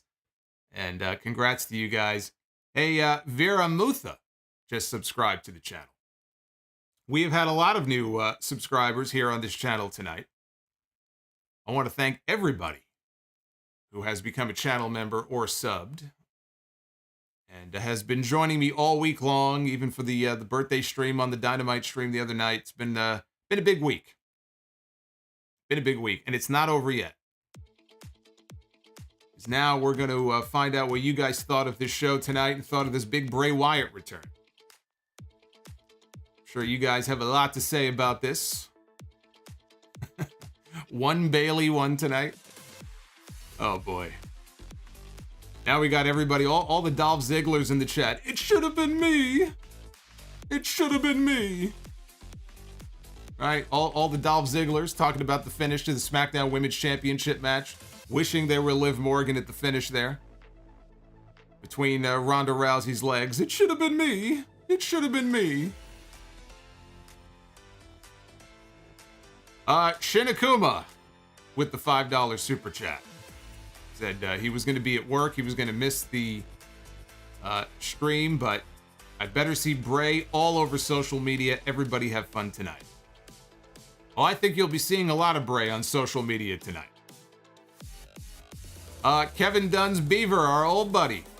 Bliss fan will either be happy or depressed. Well, I think Bliss fan is pretty damn happy right now. Internet Explorer user 2014 says, wow, Finn got screwed. The turnbuckle just gave out. Ridiculous. Vince needs to retire. So Internet Explorer user is catching up. He's only about a year behind. But the browser is catching up. He'll be on the same timeline as us soon enough. I keep telling him to switch over to Chrome. He doesn't listen to me. The Undertaker 2024. Taking a guess, but I think Wyatt will attack Riddle tonight. Makes sense considering he is friends with Randy. It's fun now to go back and look at all of these predictions as to what the Fiend will be doing or what Bray will be doing. See how wrong they were. Rizzo, that was a brilliant ending. Hopefully third time is the charm with the Bray character. Undertaker again. Bray is so talented. Hands off, WWE. Let him work. Insanity's Queen Fire Panda. Bray is back. God bless Papa H and WWE. Hashtag Team Doofus Son-in-Law. Justin Jack, great sports entertainment show, mid wrestling show. I have come to realize that I prefer the latter. If you all liked it, that is cool. Brumakian Productions with the $2. A toast to Bray's return. Well, cheers. Scott Woodford, what a monster pop for Bray. Monster pop is exactly how I would describe it. Deafening is another word. I heard that when the show was over, the singing continued for long after the show was over. Isaiah Lucero, your favorite tag team or Kane and the Big Show? I'll let you figure what my answer would be on. Dakota says, death, taxes, and a Toronto team choking in the first round of the playoffs as usual. No team to cheer for now. Good to see Bray back again, though. You could always cheer for the Mets, brother. We will welcome you with open arms. Bobby Miller, greatest return of all time. Even better than Punk. John Cena at Money in the Bank last year was another one. Huge reaction. Deafening reaction when he came out to confront Roman Reigns. The Carlosis, very interested in what they do for his entrance. Do you keep his Let Me In theme or change it to a White Rabbit remix? I mean, the Let Me In stuff is pretty badass. I would hate to change that too much. I would think you got to keep that. Michael Jensen, this was an amazing return. Hell yes. Gary Koschuk with the $7 super chat. Can't watch now because I'm spending my dad's 66th birthday watching the Mets beat the Padres. Can't cheer for my Jays anymore. So go Mets. I told you we got plenty of room here on the welcome wagon. Just come on by, man. Just showing some love and support for the great Solomonster. Gary, thank you. You're always welcome. All the bandwagon fans are welcome to join. Dakota says, curious to see how the Samson and Delilah story plays out with Bray and Alexa. That for sure is an unfinished story. Dark Alexa is coming back. Yeah, I mean, I would have to think that there's going to be some kind of tie-in with Alexa Bliss. She's still walking around with the fucking doll. So I would imagine that story is not done. And Dakota says, imagine if they did a major Bray swerve. Deep Delicious, chicken with flavor. Bray Wyatt has returned. The WWE buzz is hot. The AEW house is on fire. The ripple effect after Vince McMahon left is real. You know, we should do a fun little exercise here. Everybody in the chat should chime in and let me know if Vince McMahon was still running WWE Creative, how would tonight's pay-per-view have gone off the air? Like, what would we be seeing tonight? What would the ending of this pay-per-view have been? Rodimus Prime with the $20 super chat. Hey, Rodimus, thank you, brother. Good pay-per-view tonight. Enjoyed the ladder match between Bayley and Bianca. And Bray's return was the highlight of the night. That reaction was amazing. I loved it. Vontel, would you say that Bianca is the next Super Cena? No. No. Aussie of Steel, Bray is back. What a reaction. Rocco Sandwiches with the $5 super chat says, LGM, let's go Mets. Rocco, what kind of sandwiches you got? You got a hero sandwich? You got one of those sourdough bread, one of those focaccia, ciabatta? You make me a ciabatta sandwich, some turkey, some tomato, some pickle. The Dada and Boys podcast, over under $500 to get bare chest chopped by Walter. I'm not taking that bet. No, thank you. I like having skin on my chest. Nah, maybe. $5 super chat. Couldn't take the Ronda versus Liv match because every time they used the bat, I remembered the scene of Shrek. You mean Shrek? I was like, Shirk. Shrek 2, where Donkey says, Pinta, Pinta. Slipper House Extra Extra. Huskus is Curtis Axel. I recognize that gut. Angel Silva with the $4.99 super chat. My little brother, who's a casual wrestling fan, had never seen Butch until tonight. His reaction was, who is this short wannabe rhino-ass fool? Well, Angel, I want you to do me a favor. I want you to take your right hand. I want you to flip it this way. And I want you to backhand your little brother right upside the head. And you tell him that's from the Solomonster. Drew McIntyre. Who would win? Drew McIntyre or Drew McInluger? Drew McInluger is a loser. That's the whole point. He's not going to win anything.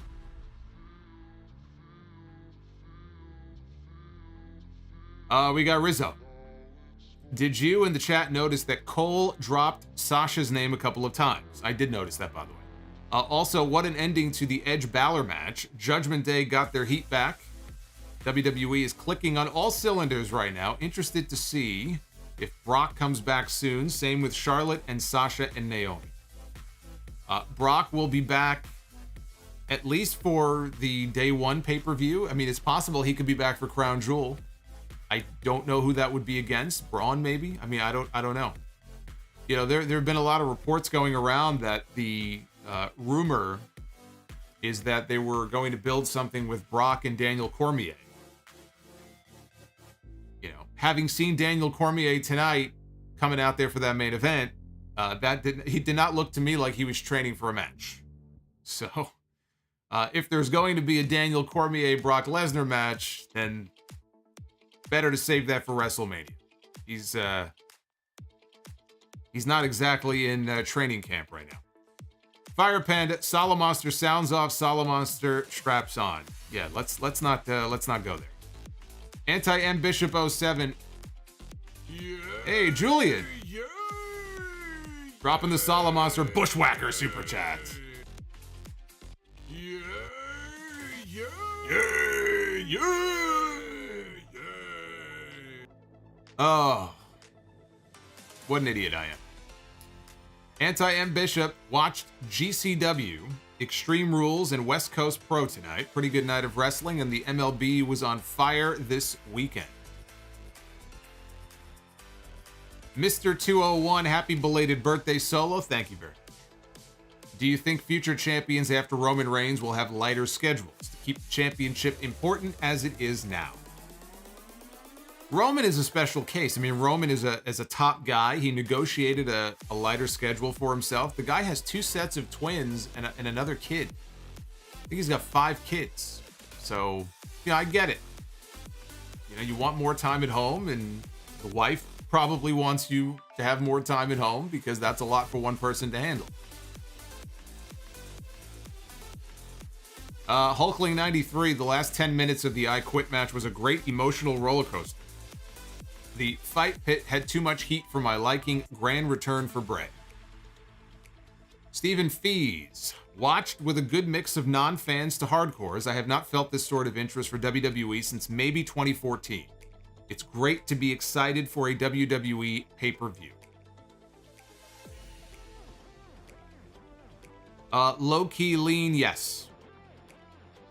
Wants to know if Extreme Rules was good. Dr. Dakota Scorpio, Flair against Bianca for the title at WrestleMania, I predict. I predict the same. And look, they had a match on Raw last year that was excellent. And Charlotte claimed, supposedly, that she wanted to do the honors. She wanted to do the job for Bianca. And Vince McMahon said no. But the match they had on Raw last year was very good. So imagine them in the ring at WrestleMania. I think they'd have an excellent match. I just don't know how well that would go for Bianca Belair. She's had a very good couple of WrestleManias. She's come out of it looking like roses, but you step in there with Charlotte Flair, and that's not always the case. Rizzo with the $10. WWE tweeted out a digital exclusive, and it looks like Liv is going with a psycho gimmick because she's in a closet with a deranged smirk on her face, and she doesn't say anything.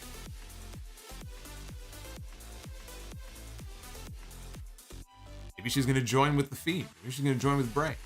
Tom Phelan, going to check out the return of Bray once I finish the podcast. Looking forward to it. I'm going to be watching it again, too. I'm going to watch the whole thing over again.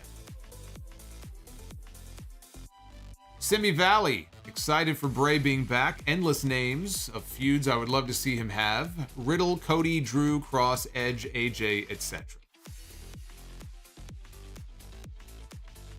Tyrone Dunstan, I was at the show tonight. The Bray Wyatt reveal seemed confusing to everyone in attendance. How did it come off on television? Not confusing. Once they realized he was there was no confusion about it. I mean, at first, when they were showing all the characters in the crowd, it was very weird. So, yeah, I mean, maybe that was a little confusing, but once they showed the funhouse, once they had the lantern and everything else, I don't think there was much to be confused by. John Cena's bald spot with the $5 super chat. Looking forward to Bray's return under Triple H.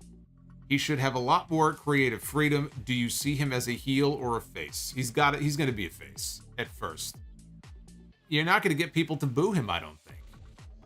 So for now, the fans are going to treat him as a babyface. I think after a while, though, he'll be back to being a heel. I mean, I'm just looking at it. I feel like there's probably more people for him to work with if he works as a heel. Bobby's World 2110 with the $30 Bully the Clown super chat from earlier says solid 7 out of 10. I thought I popped big for Wyatt's return, and the finish to Edge and Balor was outstanding. Rhea looks like she has really been having the time of her life in the Judgment Day. Props to you and all of your hard work. Bobby, thank you very much. Plus Ultra Adrian, that pop that Bray got when he unmasked himself was insane. I'm happy to see him back, and now we get to see a Wyatt run in WWE without Vince McMahon messing it up.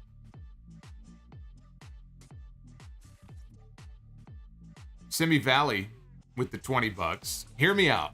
Would you be interested in a Bray and Roman feud one more time?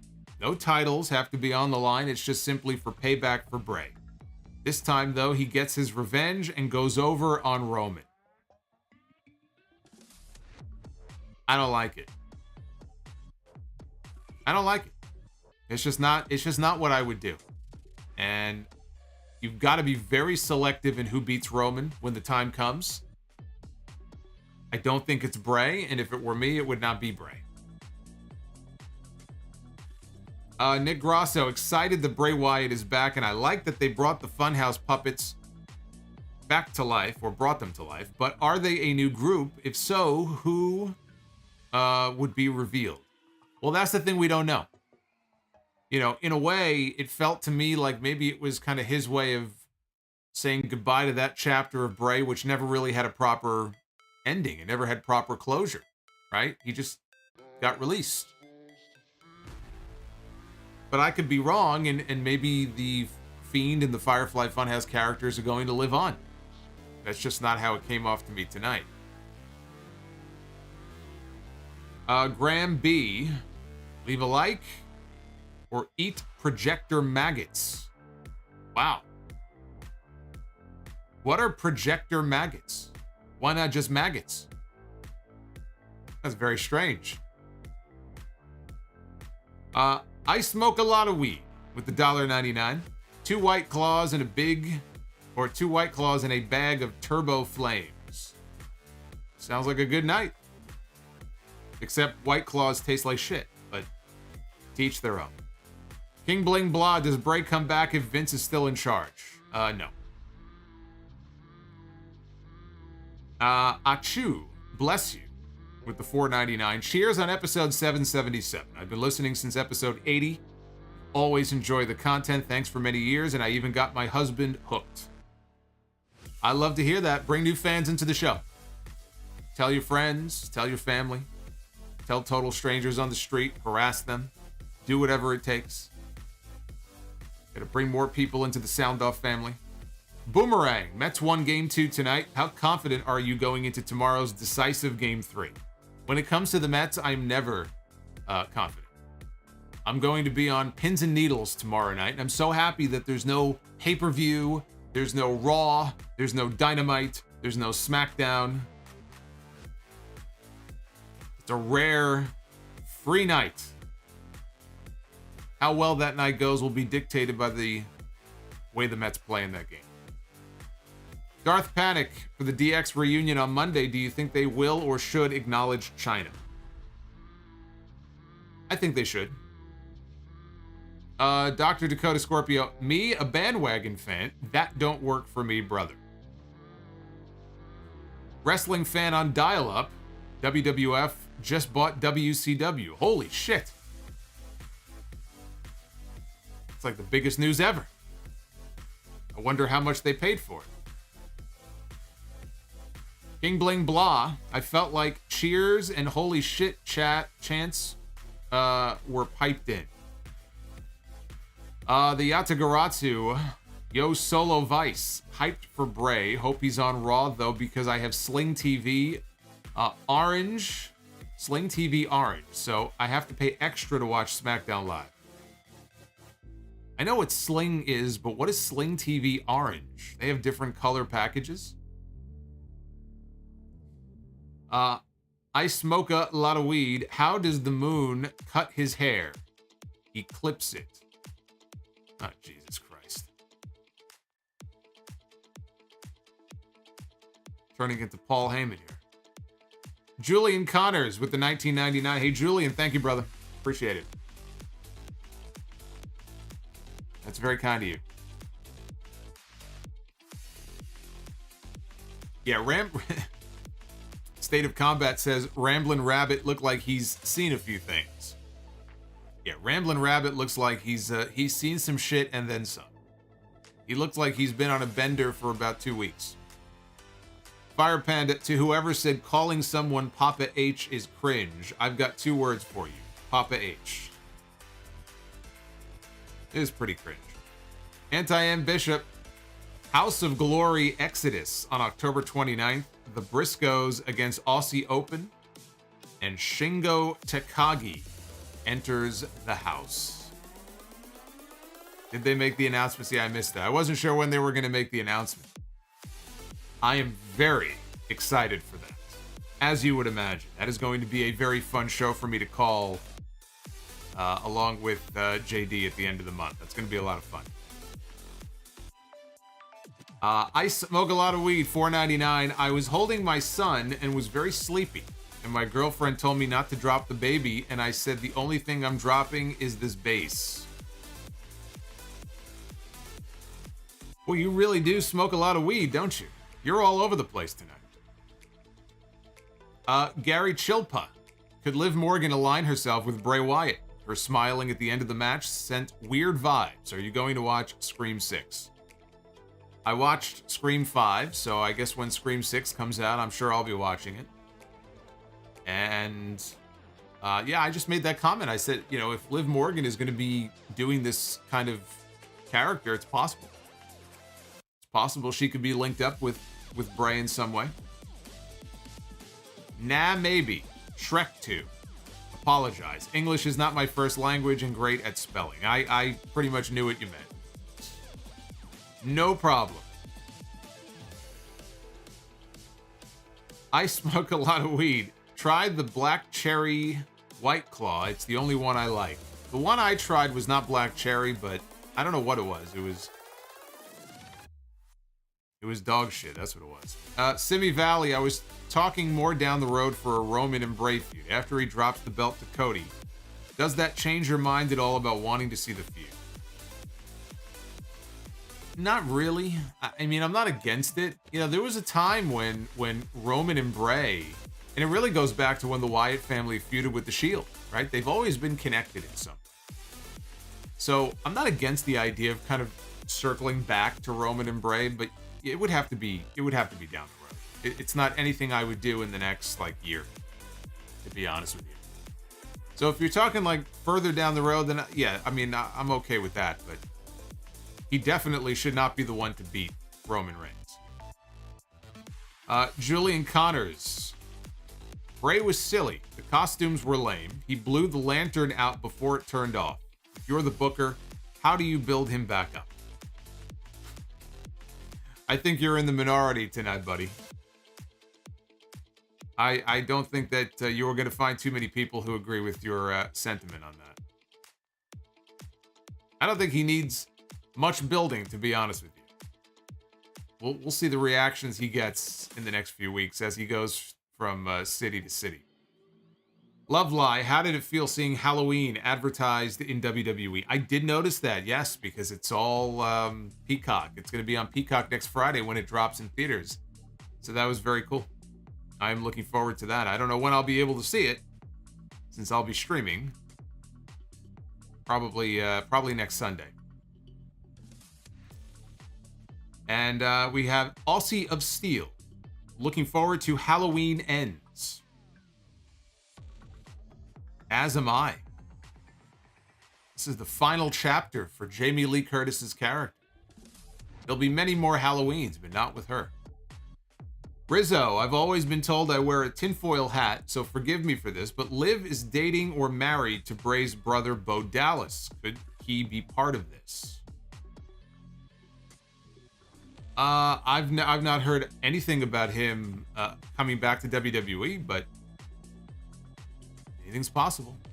I was surprised they never put them together at all when they were both on the roster.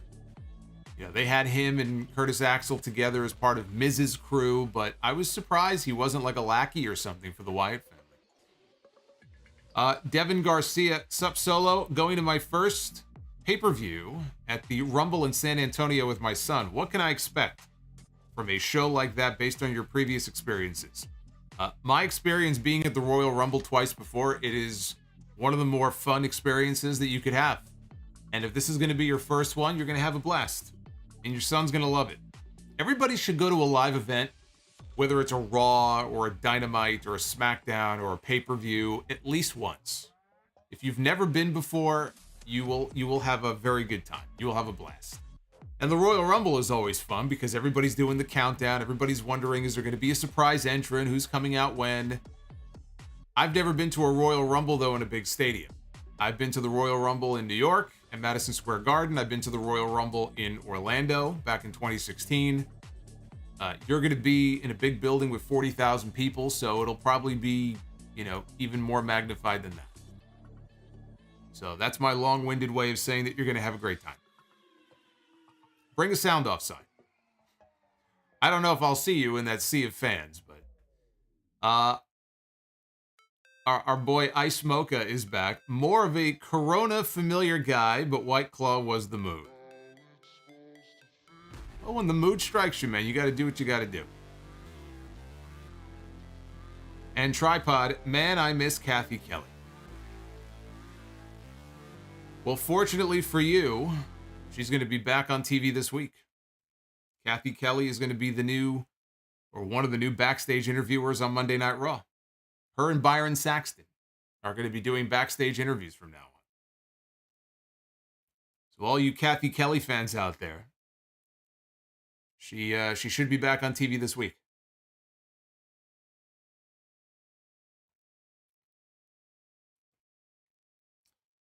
Man, that was a lot to get through.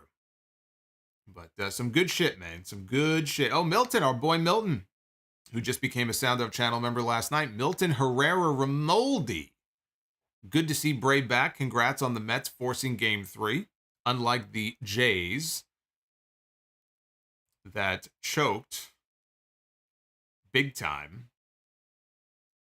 Happy belated birthday. Thank you, Milton. Thank you very much. Ray Wrighton. What's going on, Ray? Says, I'm also in the minority. One, for obvious reasons. Haha. And the other, because I've never been impressed by Bray. Yeah, I think I said this before. There are some people who just have never been into Bray or The Fiend or any of that stuff.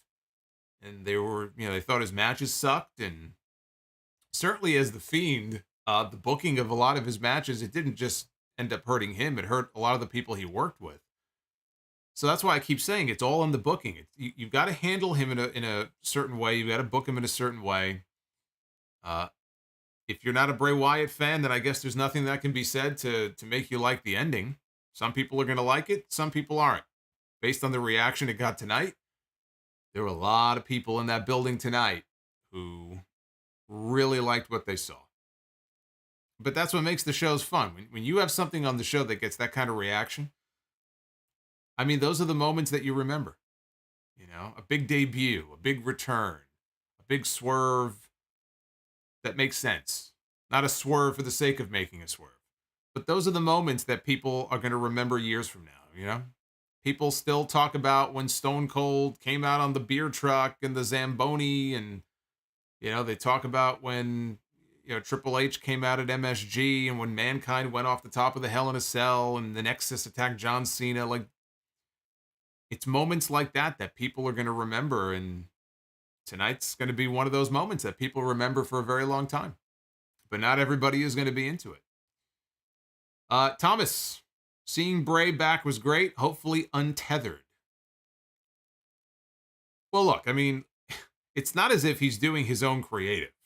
So, yes, he'll be more untethered, I would imagine, than before, but still has to fit within the confines of, what they're planning creatively. They still have a creative team. Triple H is the head of creative. He's got to work with Triple H. I do think Triple H will probably be more open-minded to his ideas. I don't know that he would have come back if he didn't think that was the case. So I think he'll be in a much better situation creatively. I wouldn't say he's going to be completely untethered, though. Devin Garcia, I'll wear a shirt from your shop at the Royal Rumble then. That's, you know what? It's a deal. Got plenty of them in our store on Pro Wrestling Tees to choose from. You got over 30 of them. So I like that idea. That works for me. All right, you guys have waited long enough. It's time to be the booker. Ladies and gentlemen, it is now time to be the Booker. Oh, you know, I mentioned Sasha before. There she is. Could only be a matter of time before we see her back. I think she's gone beyond wrestling, though. I think Sasha Banks is bigger than pro wrestling at this point. She's filming movie and TV stuff, and she's walking the runway at fucking New York Fashion Week, and she's got a fucking spread in Vogue magazine. I don't know. I don't even know if she needs WWE. I hope she comes back, though. But let's do Be the Booker. A little fun thing we do on these streams if you're new here, where we randomly book a men's match, a women's match, and a tag team match and see what we come up with. We'll see what kind of booker I really am. Am I a good booker? Am I a bad booker? Am I Booker T? I don't know. Find out. Start with the men. We ended up with a pretty good show tonight. Let's see if I can book a better match than WWE. We begin with Tony Khan. An interesting choice in Be the Booker. I'm sure that everybody will act completely rational in the chat when they see Tony Khan. Who will Tony Khan be stepping into the ring with? Will it be Nick Khan? Nick Khan, I believe, is in here somewhere. Tony Khan one-on-one with the $1 Million Man, Ted DiBiase. Well, you knew Tony Khan against anybody was going to be a buzzer. I just wanted to wait and see who it was going to be. We have the $1 Million Man against the $1 Billion Man. I saw Tony Khan give a stunner once. I think it was to Shawn Spears. This was one of the early AEW shows, off the air. I don't need to see Tony Khan in a ring wrestling ever again. On the ladies' side, we begin with Billie Kay.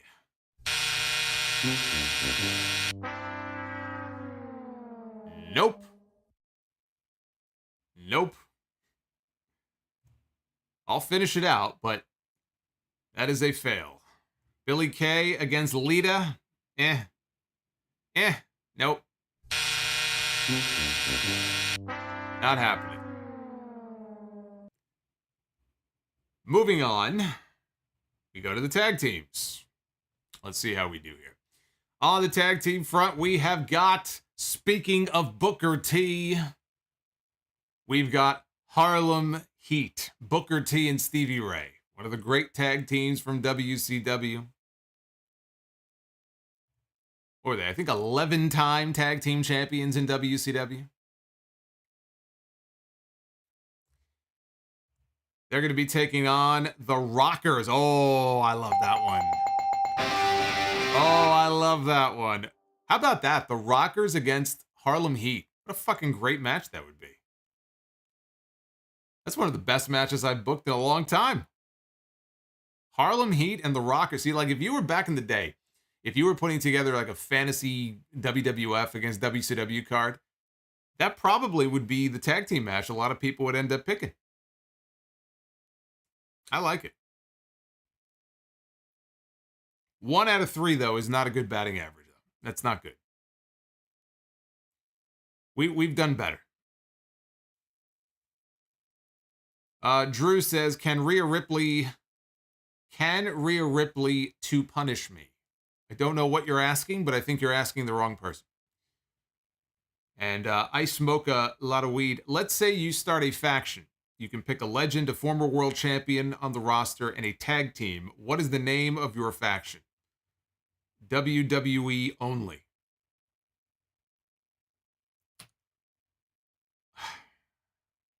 Former world champion and a tag team. The former world champion I'm thinking of was once in a tag team. So I'm debating in my head, do I pick the tag team or do I pick the... Well, you know what I'll do? It's going to be some combination of Randy Savage, Kurt Angle, the Hart Foundation.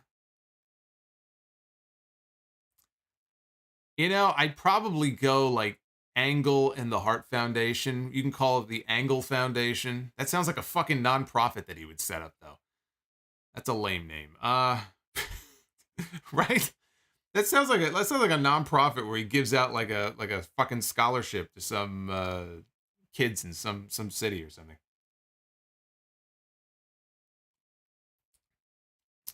The Angle Foundation.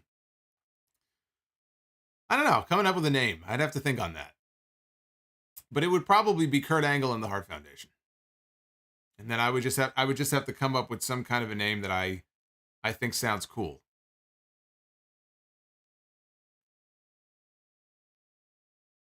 Tripod says, "You buzz Billy Kay in my office now. Do not stop to say hello." That's right. I'll buzz Billy Kay all day long. You ever see a Billy Kay match? I rest my case. I'm not putting that on my show. I'm not booking that on my card. The Perk Foundation. The Perk Foundation. You know what? That kind of works.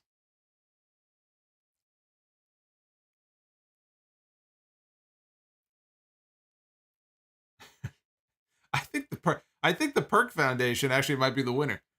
GCC 305. Do you think Bray Wyatt has a character in his new stable that would be dedicated to Mr. Brody Lee? Rest in peace, Mr. Brody Lee. Thanks for the review solo. We don't even know if he's going to have a stable yet. And I don't know that there'll be a character dedicated. You see, when you say that, you're probably talking about like a puppet in the funhouse. I'm not even sure if the Fiend is still going to be a thing. But could there be some kind of like an Easter egg or something, some kind of tribute to Brody Lee that he sneaks in there? Yeah, I mean, they were very good friends. He was very, very, deeply affected by his death. So yeah, I could see him sneaking in an Easter egg and something. Having a character, though, again, you're making assumptions on something that we don't yet know. Tripod says the Perk Business. That works too. That works too. The Perk Business.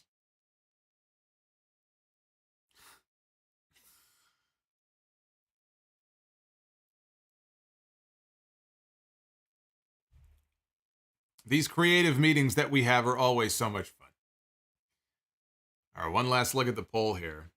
We've got over 2,100 votes in already, and yours better be one of them. I want you to get in on this. At Solomonster. You should already be following me on there anyway. Speaking of perks, if you want the perk or perks of channel membership here on the channel, we just had one of our latest watch-alongs for the Hell in a Cell match from 25 years ago, the very first one. And those are open to everybody, but we have members-only chats on those. Members get early access to special features that go out, whether it's Sound Off Gamer or whatever it may be. They always get that content days early. As some of you were playing around with in the chat before, you've got emotes. Hey, there's Fire Panda, right on cue. There's all the emotes, or some of them anyway, in the chat that our members have access to. And again, it's just a way to support the channel if you would like to do so. So you'll see the join button down below this video. It'll give you the details on the different tiers. There's retro audio in there. You can check it all out and join the channel as a member. Power Spyin' Games. What if Billy against Lita was a bra and panties match?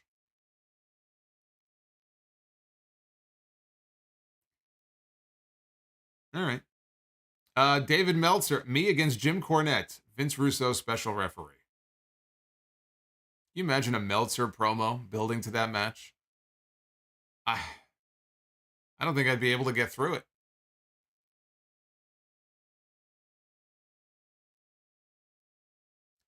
Rizzo.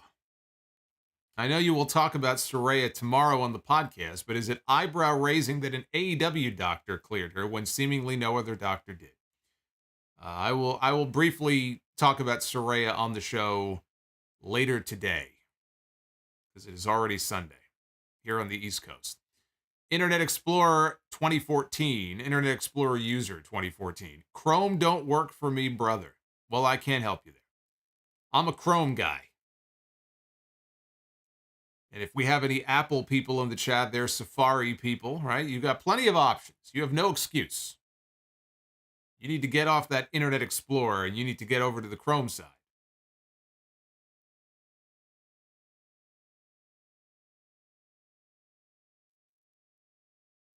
I did see the new Mario trailer, actually. It looks really good.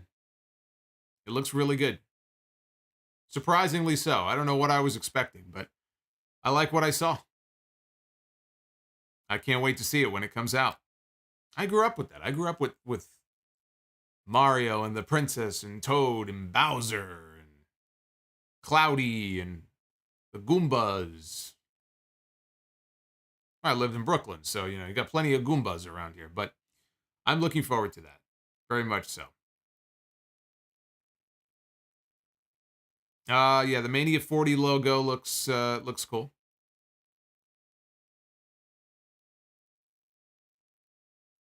Yeah, I didn't even realize that Jack Black was the voice of Bowser. I didn't realize it until people started mentioning that. I said, really? I didn't even know.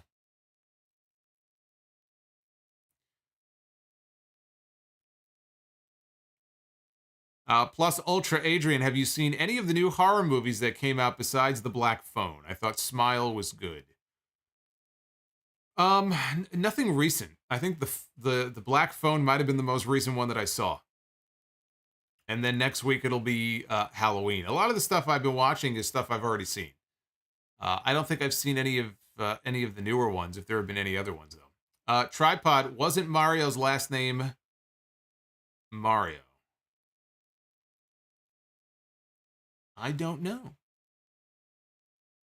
Cameron Spencer, if WWE offered you 500 racks to take a backstage role, would you do it?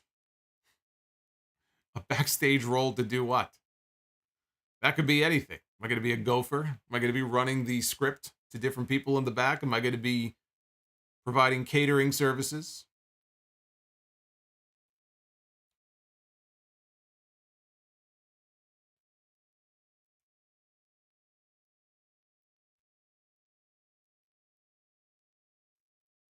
Fawaz just came in late with the super chat here. Fawaz, say, hey, buddy, looking better than ever. Fawaz is getting ready for Crown Jewel. Fawaz is always supporting the sound off at those Saudi Arabia shows. I love it. I love it.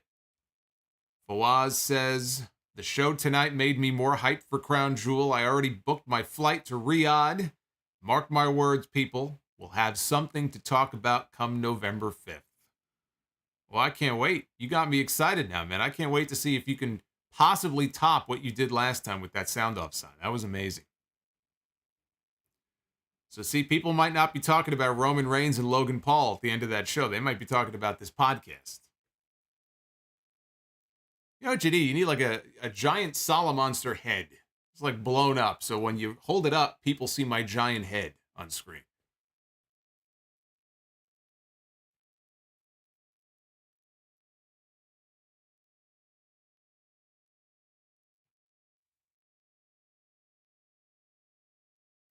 Blissfan says, I just realized that Abby was wearing Luke Harper's Bludgeon Brothers mask. Is that true?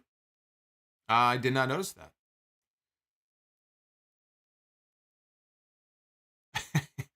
He's going to have an LED board saying sounds off. Well, better say Solomonster, not sounds off. Sounds off can be anything.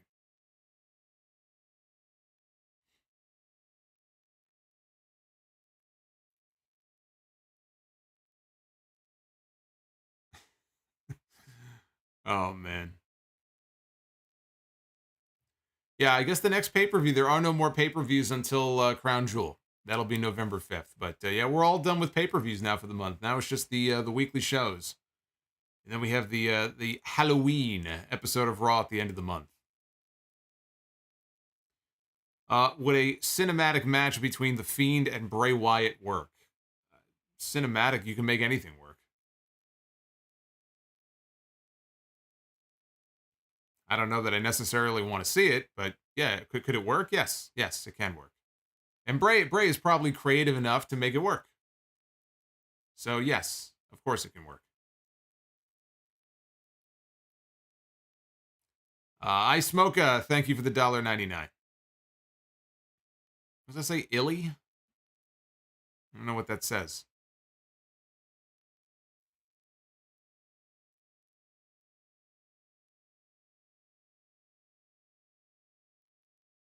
Have I seen the Hulk? No. I've seen Hulk Hogan. I have not seen the Hulk. I used to watch the old TV show, though, with Lou Ferrigno. I was very young, though.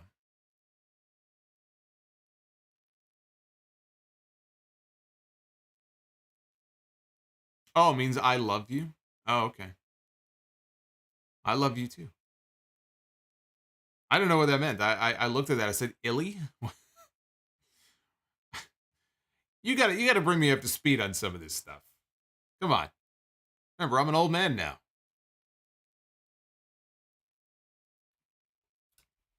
I don't know what all these things mean.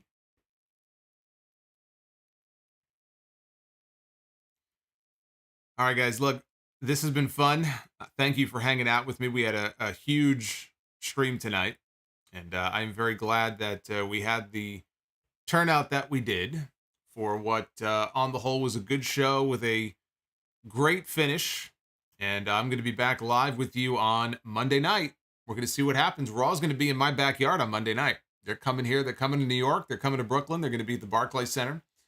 And that will be I guess that's the season premiere of Monday Night Raw. We're going to have Kevin Patrick on commentary. He's going to be the new play-by-play announcer with Corey Graves. And we will see if there is another development in the Bray Wyatt story on Monday night. And then we'll be live on YouTube when it's over to talk about it. Ice Mocha says, when he says it back. Yes. Yes, indeed. Anyway, be well. Stay safe. Enjoy the rest of your weekend. If you're a baseball fan, enjoy the rest of the baseball weekend. I know I will. Or not. I don't know what mood I'll be in on Monday night. A lot of it depends on what happens tonight. We shall see. All right, I'm out of here, guys. Take care. Hit that like, please, on the way out if you have not already done so. Thank you for all the support. I'll see you Monday night.